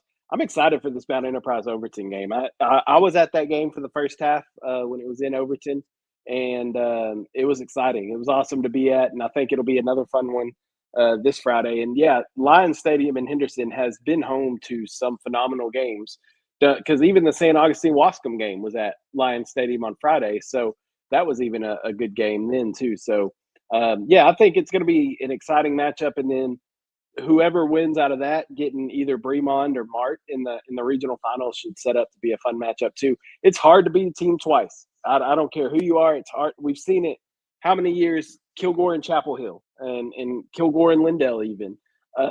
It's hard to beat a team twice in the same season.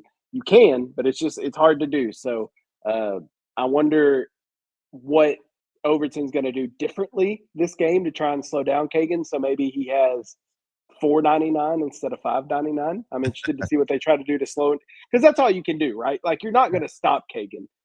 You're not going to. You're just going to have to slow him down. So it'll be interesting. It's going to be a fun matchup, though.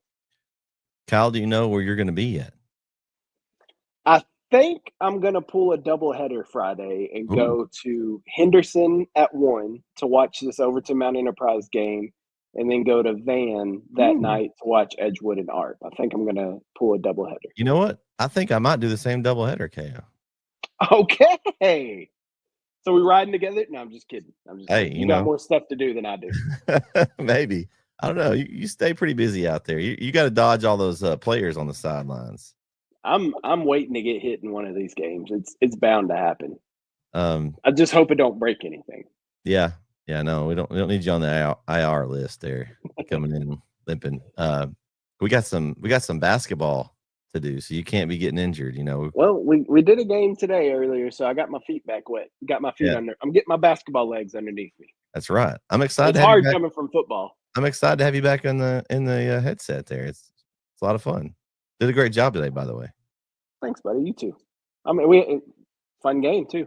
Oh yeah, you gotta go check it out on NETSN if you want to go see what happened. But man, we got week 3 coming up. It's if you make it to Thanksgiving, you can successfully say that you had a really good season. And guys, we do have some teams, although that we had thought we'd have more. We have a lot of teams that made it to the 3rd round, and so it should be a great week of football.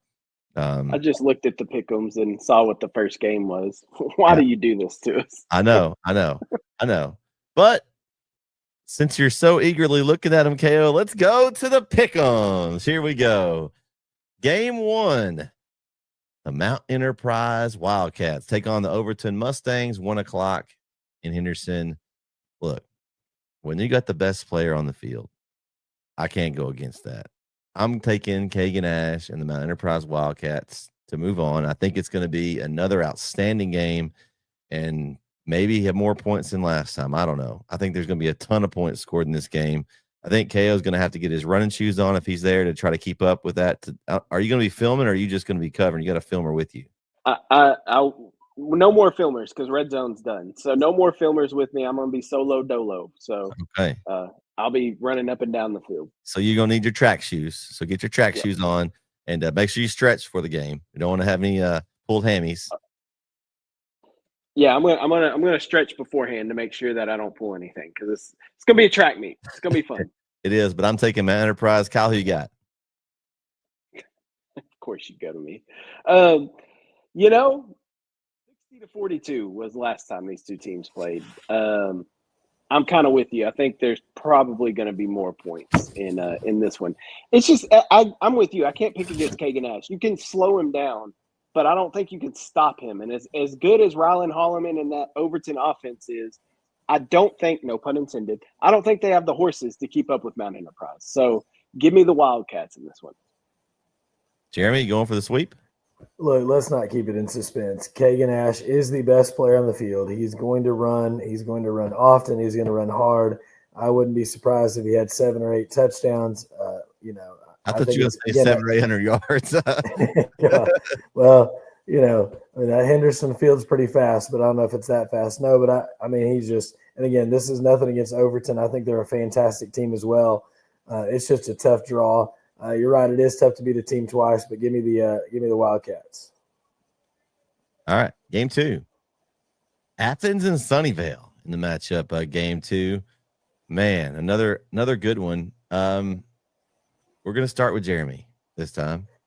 Jeremy, who you got? Athens or Sunnyvale? Game 2. Man, Athens has had a magical season. They've gotten a couple playoff wins. It's been a long time. But they are running into a Sunnyvale team who has been really, really good. And again, I think you win a couple close games, and that's a great thing. But man, you play a third close game, and I think sometimes your luck runs out. I think luck is going to run out, unfortunately, for the Athens Hornets. Give me Sunnyvale. KO. I really like this Athens team, man. I really am a big fan of them, and I think I have recency bias. I mean, y'all were at the game too, but I think I have recency bias seeing them against Gilmer. I understand that it was a close game, and I understand that Crum was a close game. Crum was undefeated going into that game, so it's not like Crum was a bad football team. I'm with you though, Jeremy. Like how long can you play consistent one-score games before it comes back and bites you? I mean, there's going to be a regression to the mean at some point, but not this week. Give me the Athens Hornets to beat Sunnyvale. Okay, all right. I like the suspense there. Yeah, yeah. This one's a tough one. I do like Athens too. Just Sunnyvale, man. They've been so strong all year. I need to look and see what they've been doing here, because I obviously it's a team we don't cover, so I need to look at them a little bit. We got 5-0 in district play, 11-1. All right, their only loss was to 12 points to Pleasant Grove. 12 points to Pleasant Grove. That's their only loss of the season. Man, I can't pick against Sunnyvale, man. I want to pick Athens. I do, but man, at Pleasant Grove now, you look at Athens and they only lost to Carthage by 5. So can we play the PG Carthage game first, and then I can help me pick there? But now I'm with you. Sunnyvale's been the more this dominant team in the playoffs right now. They've been playing well, so I'm going to go with Sunnyvale here to get the win. I'm pumped. I'm rooting for Coach Harold and the Athens Hornets. Like, I want them to win. Like, but my head says I need to pick Sunnyvale in this one. This is where I gain a game. Well, you're gonna need a couple of those. I would like to roll back the reel from last week where he said, I'm going to gain 2, and then he went down. Listen, okay, it's possible I can gain a game. 3 and 5s gaining a game. Let me rephrase. It's possible I can gain a game here. There's an opportunity. There is a chance. All right. Well, how about the next one, KO? Game 3, Kilgore and Bridge City. I'm taking the Kilgore Bulldogs. Are you going to try to gain a game here? Absolutely not. Respect the K. Handshake with Kilgore Bulldogs football. Go Dogs. Jeremy? Give me the Dogs. I think that was easy. All right. Game 4. PG Another easy one. Yeah. and Carthage. Yeah. An easy one right here. Since it's so easy, Kyle, we're going to go to you first. Who do you got, Pleasant Grove or Carthage? Well, it is easy, but my reasoning is probably not great. But it's easy. I'm taking Carthage because until you beat the best, you got to beat the best to be the best. I've seen this matchup the past 2 years. The first year it was in Pine Tree, packed out stadium, awesome atmosphere. Carthage won in a thriller. Last year was at Lobo Stadium, packed out stadium, awesome atmosphere. Carthage won in a thriller. We talk about it's hard to beat a team twice. It's hard to beat a team 3 times in the playoffs, especially a team as good as Pleasant Grove is. This Pleasant Grove team, make no bones about it, is, if not for Carthage, probably the best team in the state in 4A Division II. Like, Carthage has been the only team, I think, holding them back. And unfortunately, like we've already talked about, they run into them in the regionals round instead of playing for a state championship. I think this is the de facto state championship game, has been for the past 2 years, I think. So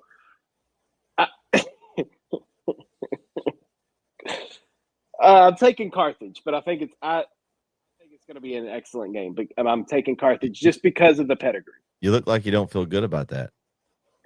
I think this is the defense scares me, Brett. The defense for Carthage scares me. The past 2 years, this defense for Carthage has been great, but I'm not saying they're not great because we saw them early in the year hold this Kilgore team to little points, and we've seen what this Kilgore team can do. So it's hard for me to think that Coach Surratt and Carthage won't figure it out. And it's also, let's just put it out there, maybe they were so confident they would win these first 2 games that they held if they had some banged up defensive players, maybe held them back a little bit. Maybe Carthage comes into this game with the healthiest defense that they've had in the past. Maybe Carthage just play with their JV the first 2 weeks of the playoffs. Who knows?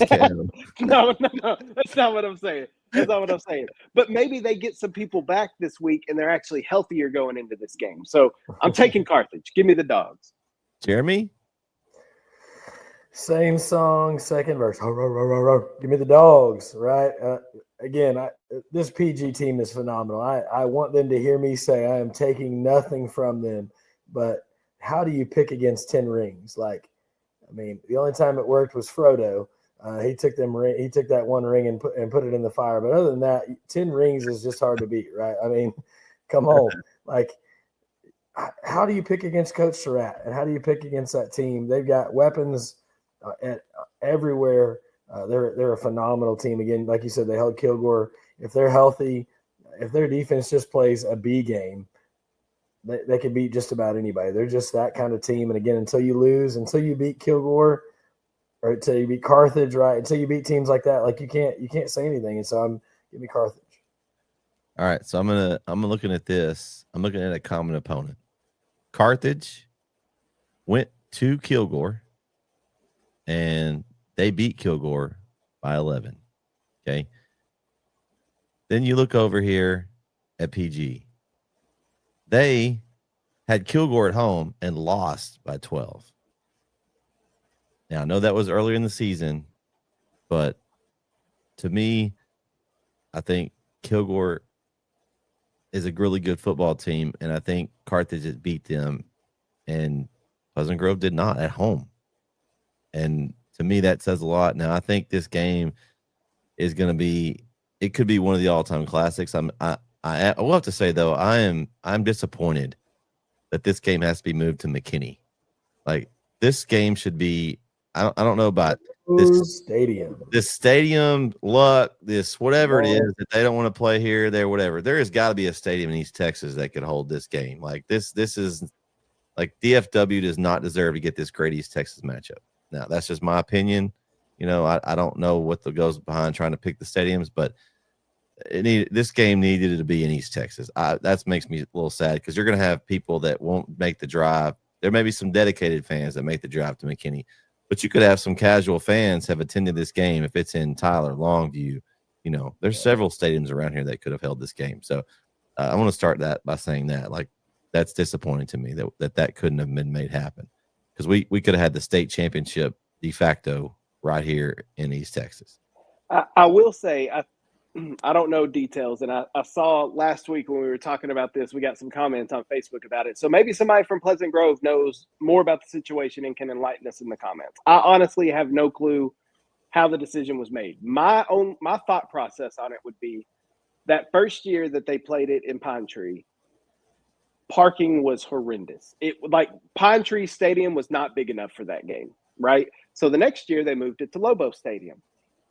Even Lobo Stadium with a 9,500 capacity was packed out, and it was a problem. Like, there was so many people there. So size of venue may be the issue. And if that's the case, I get it because it is a big game. But my thought on that is if you move it further away to a bigger stadium, you're not going to attract the same crowd unless then you have DFW people who just want to go see a good football game, and then you get the casuals rolling in there. But that's not the people that I want to come to the game. I want the East Texas fans to be able to. Right. It's a bEast Texas brawl. That's what it's been hyped up as. It needs to be played in East Texas. And maybe Pleasant Grove probably doesn't want to play at Rose because it's closer to Carthage. That's fine. Find somewhere though. There's gotta be something, right? Like, is Rose Stadium the biggest stadium in East Texas? As far as I know, I think it is. I mean, that's where KO. I wish if I have somebody that wants to donate me a lot of money or I win the lottery, the NETSN Dome would have been able to hold this game. We have 25,000 seat capacity. You know, inside the weather can't be a problem. Turf, we'll just fix that. That's the only thing I can think of. I hate it. I hate because that's the game I was going to go to, but I can't go to McKinney and pass up doing a doubleheader here because last year is what we did. I was at Lobo Stadium for the afternoon game and went over to Henderson to cover the Woodville DeKalb game. So, like, I want to be able to hit two, and you can't when you move the game all the way into McKinney. So it's unfortunate. I don't know the reasoning behind it. Maybe someone can enlighten us. But as a football fan, I hate that it's not here in East Texas. Yeah, I agreed. Definitely agreed. And my pick's Carthage. I'm going with Carthage. I just, again, I think got to be the man, you got to beat the man. Carthage just has their number right now. It just seems like that it's one of those things that Pleasant Grove just can't get past Carthage. Now, would I be surprised if Pleasant Grove wins this year? The way Carthage has kind of shown some kinks in the armor and how Pleasant Grove has played well? No, I wouldn't. I wouldn't be surprised. But I just think that Carthage has the pedigree, and I think that there's determination to try to get back and win that back-to-back state championship. So I'm going with the Carthage Bulldogs. Game 5. Hamilton versus Carlisle. All right, guys. Did you do your research on Hamilton? KO, we're going to start with you. You got some Hamilton research for us? For sure. Yeah, so Hamilton has lost to Crawford. We know how good this Crawford team is. They're very good. Also lost to San Saba, but they lost to both those teams by a combined 5 points. Those are their only losses. We talk about that De Leon team that just blew out Frankston. Hamilton beat De Leon by 1 point, 27-26. So real close game with that De Leon team. Tioga, who they blew out by 22. Tioga was a team that played Edgewood earlier this year. Yeah, that's about all I got for you. I don't know anything about those other schools, and I ain't picking against Coach Baker and Carlisle. Give me the Indians. All right. Jeremy, are you riding the Indian train? Or are you going with the unknown? Man, so yeah, I'm looking at Hamilton beats Mildred, right? What was the Carlisle Mildred game? It was a 2-point score or 2-score game. Mildred scored at the end. I think it was 28-14. Yeah. So it ended up being 28-21. Oh, they scored. Carlisle scored late. Yeah. So there's your common opponent, right? Again, De Leon just put a beat down on Frankston. They beat De Leon. I don't like picking against our schools. I don't want to do it, but I don't see Coach Baker and the Indians getting past this Hamilton team. I think this team's coming in. They played really well again, and I'm going to go with Hamilton in this one. So I don't want to, but I've got to pick. You sound like, hey, Jeremy, do you want to pick Hamilton? I don't. Hey, you sound like Jaron. So you sound like, I don't want to. Hey, but listen, I didn't say both teams should win. I just said that I want Carlisle to win. Oh man. Okay. Well, this is tough because man, Carlisle right now, they're playing well. And I like Coach Baker when he gets into the playoffs, being able to win games. But you're right. Hamilton's been impressive. This one's tough. I'm gonna go with Carlisle here. I think that what Coach Baker has going on right now, with Ibarra, Hernandez, and that group, man, he's got a solid core, and I think they're clicking on all cylinders right now, just in time for the playoffs. So I'm gonna go with Carlisle. I don't know enough about Hamilton. I can see common opponent, but they're playing a lot better than they were earlier in the season. So I'm gonna go with Carlisle. Game 6. San Augustine and Beckville. All right, Jeremy, we're going to start with you this time. Who you got in this one? You got San Augustine Wolves against the Beckville Bearcats. Yeah, so, I mean, again, this is tough, right? You've got two teams that have played really well. They've got the same record. I know I have a pretty good idea where KO's rolling here. I might be wrong, but I have an idea. Man, I was late to it. I jumped on that San Augustine bandwagon late. I know KO's been on it much longer, so I'm not going to claim like I've been on it as long. But San Augustine, I think, is just – and again, Beckville's the Beckville, right? Like they're this close to another 10-win season. But I think San Augustine has they just have so much confidence right now in the way that they're playing. Again, I think the 9-3 record's misleading. They lost a game late in the season that they already had the district sewn up, and so I think that 9-3 is a little misleading. So I'm going to take the Wolves over the Bearcats. All right, KO. Yeah, this one's tough. We talked about it's hard to beat a team twice. San Augustine shut out Beckville 19-0. I think Beckville's a completely different team than they were in week 1. Beckville's defense is playing really, really good here these past few weeks. Even going back, if you go back to the game against Hawkins, since that Hawkins, they gave up 34 to Wascom, but they still won. But after that, they've given up 14, 17, 14, 14, and 20. So they've been playing some really good ball on the defensive side. St. Augustine, we've seen they can put up some points, but they've also won some close contests too. Joaquin was a 28-21 game.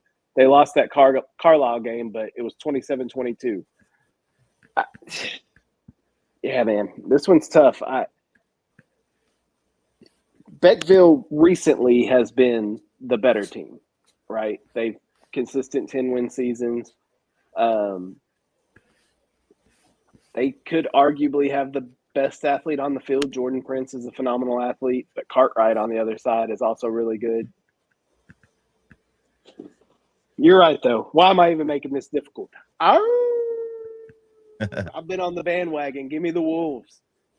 Yeah, we'll make that a sweep. I'm going with St. Augustine. They beat Beckville the first week. I just think that that the St. Augustine Wolves are on a mission right now. We kind of talked about them preseason as being on the outside looking in of making the playoffs, and now here they are in the third round, and I think they get the win here. Game 7, the Troop Tigers against the Newton Eagles. Jeremy, you're shaking your head. What do you think about this matchup? I don't want to choose. Man, I don't want to choose. So I did look. It looked like Childress was back for Troop this week. Brett Wells had another big game, bunch of touchdowns. But I think Brett did play quarterback in their round 1 matchup. So he did play quarterback. He had several touchdowns through the air. Had a baby Brett. Yeah. Hey. So let it go there, sir. Somebody said he threw like Uncle Rico. Is not true. It was not. I've got all things going on lately. I've reported weather. I threw touchdowns. I've called some overtime thrillers. I saw someone steal a kickoff return and run it back for a touchdown. All kinds of crazy stuff. Yeah, this is the hard. I think this is the toughest of the picks. This Newton team is just kind of. I mean, again, they're 11-1. Their one loss is to West Orange Stark, which they're still in the playoffs, and I think they're not too shabby. Yeah, they're pretty good. Usually pretty solid. And again, that was week 1, right? They beat Jefferson. They beat Tatum. I mean, they beat Woodville 72-26. They beat New Diana 70-10. They beat DeKalb last week 68-0. This one worries me. If I'm a Troop fan, this is not the matchup I wanted to see. Man,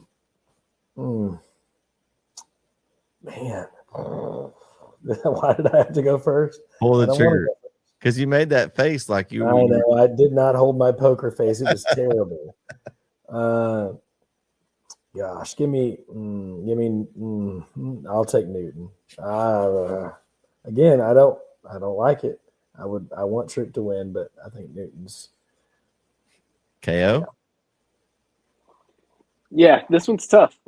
This one is extremely tough, and the one that sticks out to me, you said it, 72-26 over Woodville. Just saw this Woodville team, and Luke Babin score 6 touchdowns, so I know how explosive that team is, and they held them to 26 points. My issue with Troop. There's a couple of issues I have with Troop. The Edgewood game, they won, which is great. I'm not taking anything away from that. I think that's a good win. But also, when you compare what Edgewood and Woodville just did and then what Newton did to Woodville, that concerns me. The 20-3 win over Rusk is concerning just because they didn't put up a lot of points in that one. The win over ARP's a good win. If you want to compare common opponent, Newton beat New Diana 70-10. Troop beat New Diana 69-31. Now, how much of that 31 was given up late in that game? We were there. We were there at that game. How much of that was late? Not much of it. Johnson, the quarterback Johnson ran around for New Diana and got loose for several of those touchdowns. So That's what worries me. Is I think Newton's defense is better than Troop's defense is at this point in the season. And we talk about defense wins championships. And I'm with Jeremy in this one. I was trying. My goal going into this was to pick all East Texas teams, which I guess Newton is. They're extreme deep East Texas, but my goal was to go with East Texas teams through this whole thing. I don't think I can do it though. I think I'm picking Newton in this one just because I think the defense is playing better right now, and I hate it though. If Troop wins, I will gladly be wrong on this one. I hope Troop wins, but I just think Newton's tough, man. Yeah, you look at the schedule to me, and their schedule is tough. Like Newton's playing, they're playing a good schedule. That West Orange Stark loss is impressive to me because they didn't get blown out. It was a close one, and West Orange Stark is still in the playoffs in a bigger classification. So that's impressive to me. Do I think Troop can win? Yes. I just think it's going to take a lot more for them to win than Newton. I think Newton can come in and play an okay game and get a win just because of the defense. Now, what Troop's going to have to do is they're going to have to get the Holly brothers outside. If they can get those guys loose, then I think Troop has a chance to win, because I think Wells will get his, but I think if they can get the ball outside to both Hollies, they can get this game. I'm going to go with Newton just because I think they're the better football team, but I don't think it's as big a margin as we think. I think it's going to be a good game, and if Troop can have things bounce the right direction, I think they can get this win and they'll move on. But I'm rooting for Troop. I'm pulling for Troop Tigers, but I'm going with Newton. KO, what you got? One thing that if we want to maybe swing this back in Troop's favor, okay, you look at that Newton-Jefferson game. Jefferson, I think we can all agree Troop is a better team than Jefferson. And Newton only beat Jefferson by 1 touchdown. Now, that was earlier in the season. Newton seems to be playing better now. But if there's something you want to look at that maybe lean you towards Troop, I think that's what you can look at, is that they struggled with a Jefferson team. If Troop can look at that film and see what Jefferson did to slow down Newton and maybe kind of adapt that to their game plan, then I think they have a really good chance. But that's still not enough for me to pick Troop, but it's just something to think about, something to chew on. Okay. Game 8, Pine Tree and Fort Bend Crawford, KO's favorite team of this pick'em. We're going to go with you first, KO. I'm pretty sure I know where you're going to go here. I don't think you're going to pick against a team that beats your Eagles. No, absolutely not. Give me the Pirates, and I'm hoping the Pirates get some revenge, not just for District 9 for a Division I, but for my Lindale Eagles. So give me the Pine Tree Pirates and Coach Bachman. And in all seriousness, though, I do think this is a game that Pine Tree can win. The way that they're playing right now, they're playing their best ball at the end of the year when you need to be. Coach Bachman has adjusted this team and quietly, Pine Tree, we haven't talked about Pine Tree a lot this year. They've just quietly kind of stacked up a good record and been playing some really good ball. And the way that they've been playing in these playoffs, I'm excited about. Being down last week, being able to come back shows a little bit of resiliency there. So I'm taking Pine Tree, not just because they need to get revenge, but because I do think they'll actually win this game too. All right, Jeremy. So Pine Tree lost to Lindale by 7, right? Yes. All right. And then Fort Bend Crawford just beat Lindale by 7. So common opponent being Lindale, Fort Bend Crawford play better. Again, Fort Bend Crawford's been that sneaky pick. I think the Pine Tree Pirates are playing well. I don't know if they're playing well enough to get the win over this Fort Bend Crawford team. I'm going to take again. I don't love picking against East Texas, but I'm trying to win a pick 'em here. Trying to keep my lead here on Brett on lead on me and try to catch you. Well, I did beat you last week, but overall, I got to catch you at some point. So I got to take something. I'm going to take Fort Bend Crawford. So. Well, you're not going to catch me on this one because I'm taking Fort Bend Crawford too. I want to pick Pine Tree. But again, that's what I was looking at. The same thing you just said, Jeremy. I'm looking at common opponent. Lindale beat Pine Tree, and that was when Pine Tree is playing well. That wasn't the early season. It was later when they've been playing well, and Fort Bend Crawford was able to beat Lindale. So I think I'm looking forward to seeing Fort Bend Crawford and Kilgore in that regional final. Now, if Pine Tree wins, I will be super pumped. That's what I'm cheering for. But I think I want to see the Fort Bend Crawford Kilgore matchup. I still think Kilgore will win, but I've already seen Pine Tree and Kilgore. I'd like to see them in the matchup, but if Pine Tree wins, I'll be super pumped. I'm pulling for the East Texas teams, but I do have to protect my ground on the pick'ems and can't let people sneak up on me behind. So I'm going to take Fort Bend Crawford in this one. Game 9. Joaquin and Elysian Fields in two contrasting styles here. This one's tough for me, but in one way it's not. Man, Nunu Kennedy is just that guy to me. I just got through watching him basically will his team to a victory, just throwing up prayers that were answered on a Garrison team that beat Joaquin. So I think if they can take it toe to toe with Garrison, I think Elysian Fields gets the win. I think they have more pass. We've talked about this before with Joaquin. Now, do I think Joaquin can get this win? Absolutely. But I think they're going to have to control the clock and keep Nunu Kennedy off the field. So if they can do that, they can get the win. But if Nunu's allowed to run around and do his thing, then it's going to be a long night for Joaquin. And I'm going to take the Elysian Fields Yellow Jackets to get the win. Jeremy, who you got? I was on the Joaquin Rams bus. I got off the bus, and then they win. I don't know. I mean, I think if you're a Joaquin Rams fan, you want me to pick the other way. I'm wearing blue, but man, Nunu Kennedy, I've seen him in person. He's electric.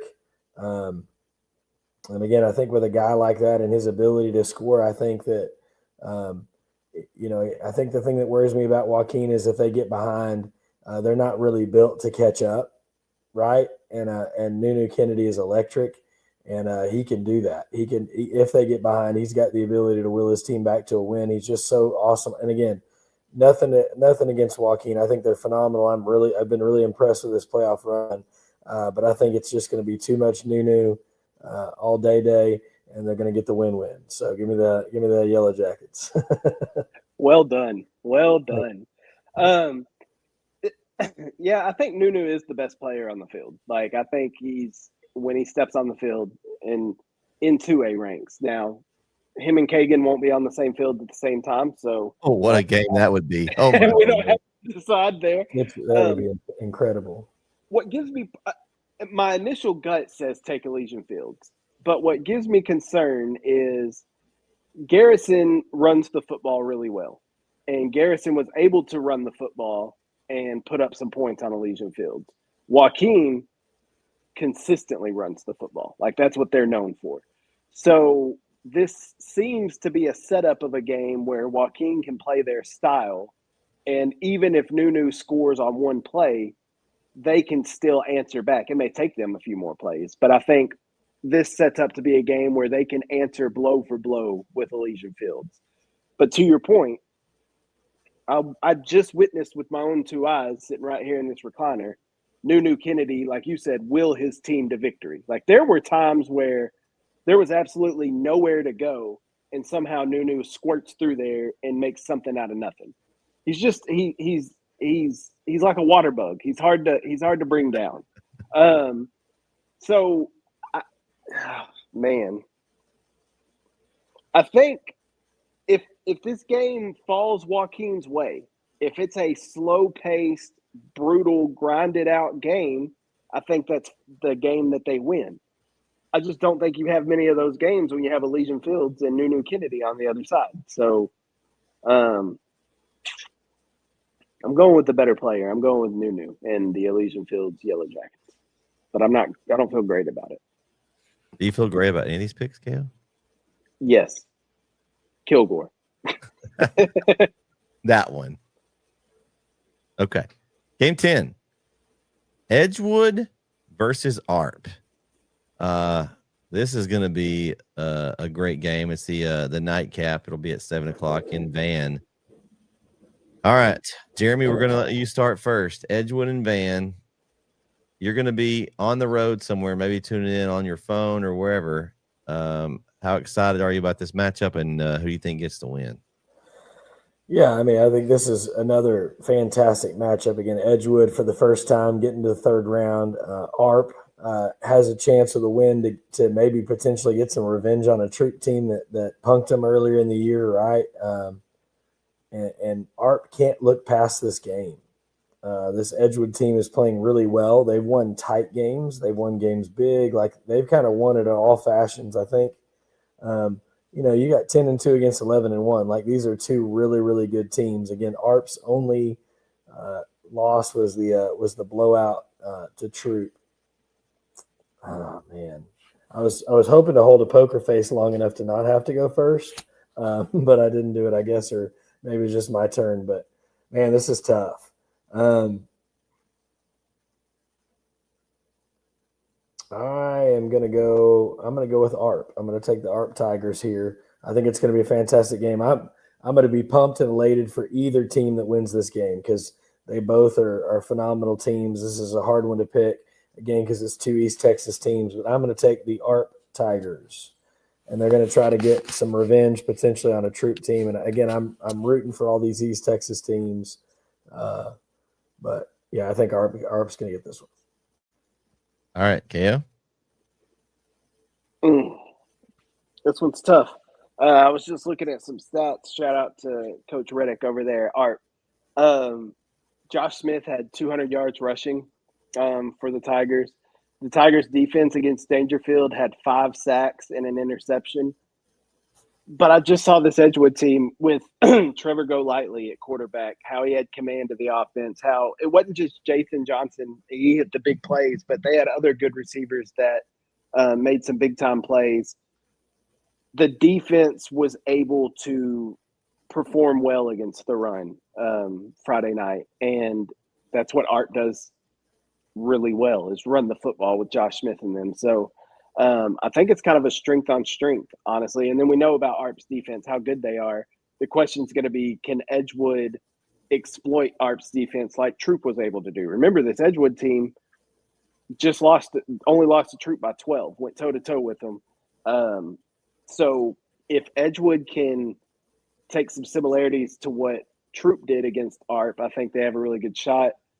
This one, I think this is going to be this is a potential game of the week candidate. You know what I mean? Like, I think when we look back at this weekend, this could be the game that steals the show.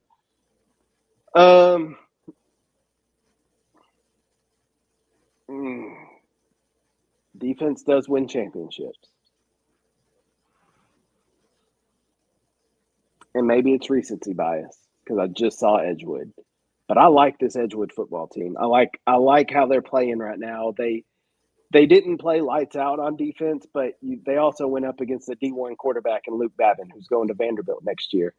But they got stops when they needed to. They got the fumble in the end zone late in the game. They got that pick six. They were able to slow down the run game. And that's what ARP does well. I think I'm taking Edgewood. Give me Edgewood. I think it's close, and I think it could be kind of like the Woodville game. Whoever has the ball last wins, but I'm taking Edgewood. Okay, so I'm looking at the schedule comparison. They did, like you said, they both played Troop. It was on the road. They both played in Troop. Edgewood lost by 12. ARP lost by a lot. It was a 30-point game. That was the game you were at. Yeah. And Edgewood's got 2 losses. They lost to a Commerce team. I believe they're still playing. And they lost to Palmer, which I don't know if they're still playing, but Palmer's a really good football team. When I talked to Coach Bachta last week, I think he said Palmer got knocked out. Well, they did. They lost in round 1. They lost to Grandview, team we just saw. There you go. So, there you go. So, but they're a 3A Division I team that made the playoffs. So those are the 2 losses. And they only lost to Grandview by 7. Yeah. I mean, so, Grandview just took Gladewater out. So this is tough. I'm like you. I think this could go either way. Their defense at times has been really good, but they've, when it hasn't been good, it's been bad. And Troop was one of those. That was their only loss. Like, that concerns me, and that's that anomaly on the schedule. You look down there, they haven't allowed more than 28 points the entire year. That was Dangerfield was the next highest, and they were still able to get the win. So, man, this is tough. I think this I think this could be the toughest one of the week. This game right here, just because I think it could go either way. My gut tells me to take ARP, and I don't know why, but I'm looking down here and an Edgewood's sticking out like a sore thumb. Like, hey, we played Troop better, but I don't know if it's that ARP is that much worse than Edgewood, or is just ARP just had a bad game. I feel like it may be more of that. That game, because I was there, that game did get away from ARP. Like, it was like Troop dominated. Don't get me wrong. Like, Troop absolutely dominated that game, but it also got away from them quick. Like, I think the score probably could have been closer. Don't get me wrong. Again, Troop absolutely dominated the game, but I think the score kind of got out of hand. Yeah, I'm gonna go with ARP just because of the defense that I've seen. That most of the year they've been impressive. I mean, they have shut out opponents 1, 2, 3, 4 shutouts on the season, which is pretty impressive these days. I mean, how many teams shut out anybody any time? I mean, usually you let them, either through, at the end of the game they score something. I'm going to go with ARP. I think this could go either way. I'm excited about this bracket, and so I'm going to take the ARP Tigers to win. Man, so I can gain 3 on y'all this week, or you could lose 3. Or I could lose. Why you got to be negative? I could gain 3 on y'all this week. Or you could just gain 1 or 2, or That's right. I'll take anything on everybody.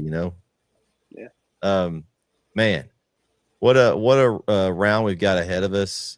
We get to go eat some turkey in a few days and stuff our face, and then ham. That's good too. Got ham, turkey, some good stuff to go with it, and then we get to do some football watching. And I'll be at a couple games. KO's going to be Jeremy's going on a trip here. I don't know who picked this time of year to go. It's football season, Jeremy. Hey, listen, I get it. You got a senior going into college. You got to do some college visit stuff. When your family lives out of state, you got to do both. Like, not all of us are blessed to have both sets of parents in Texas. I don't know. So we're headed to Missouri, and yeah.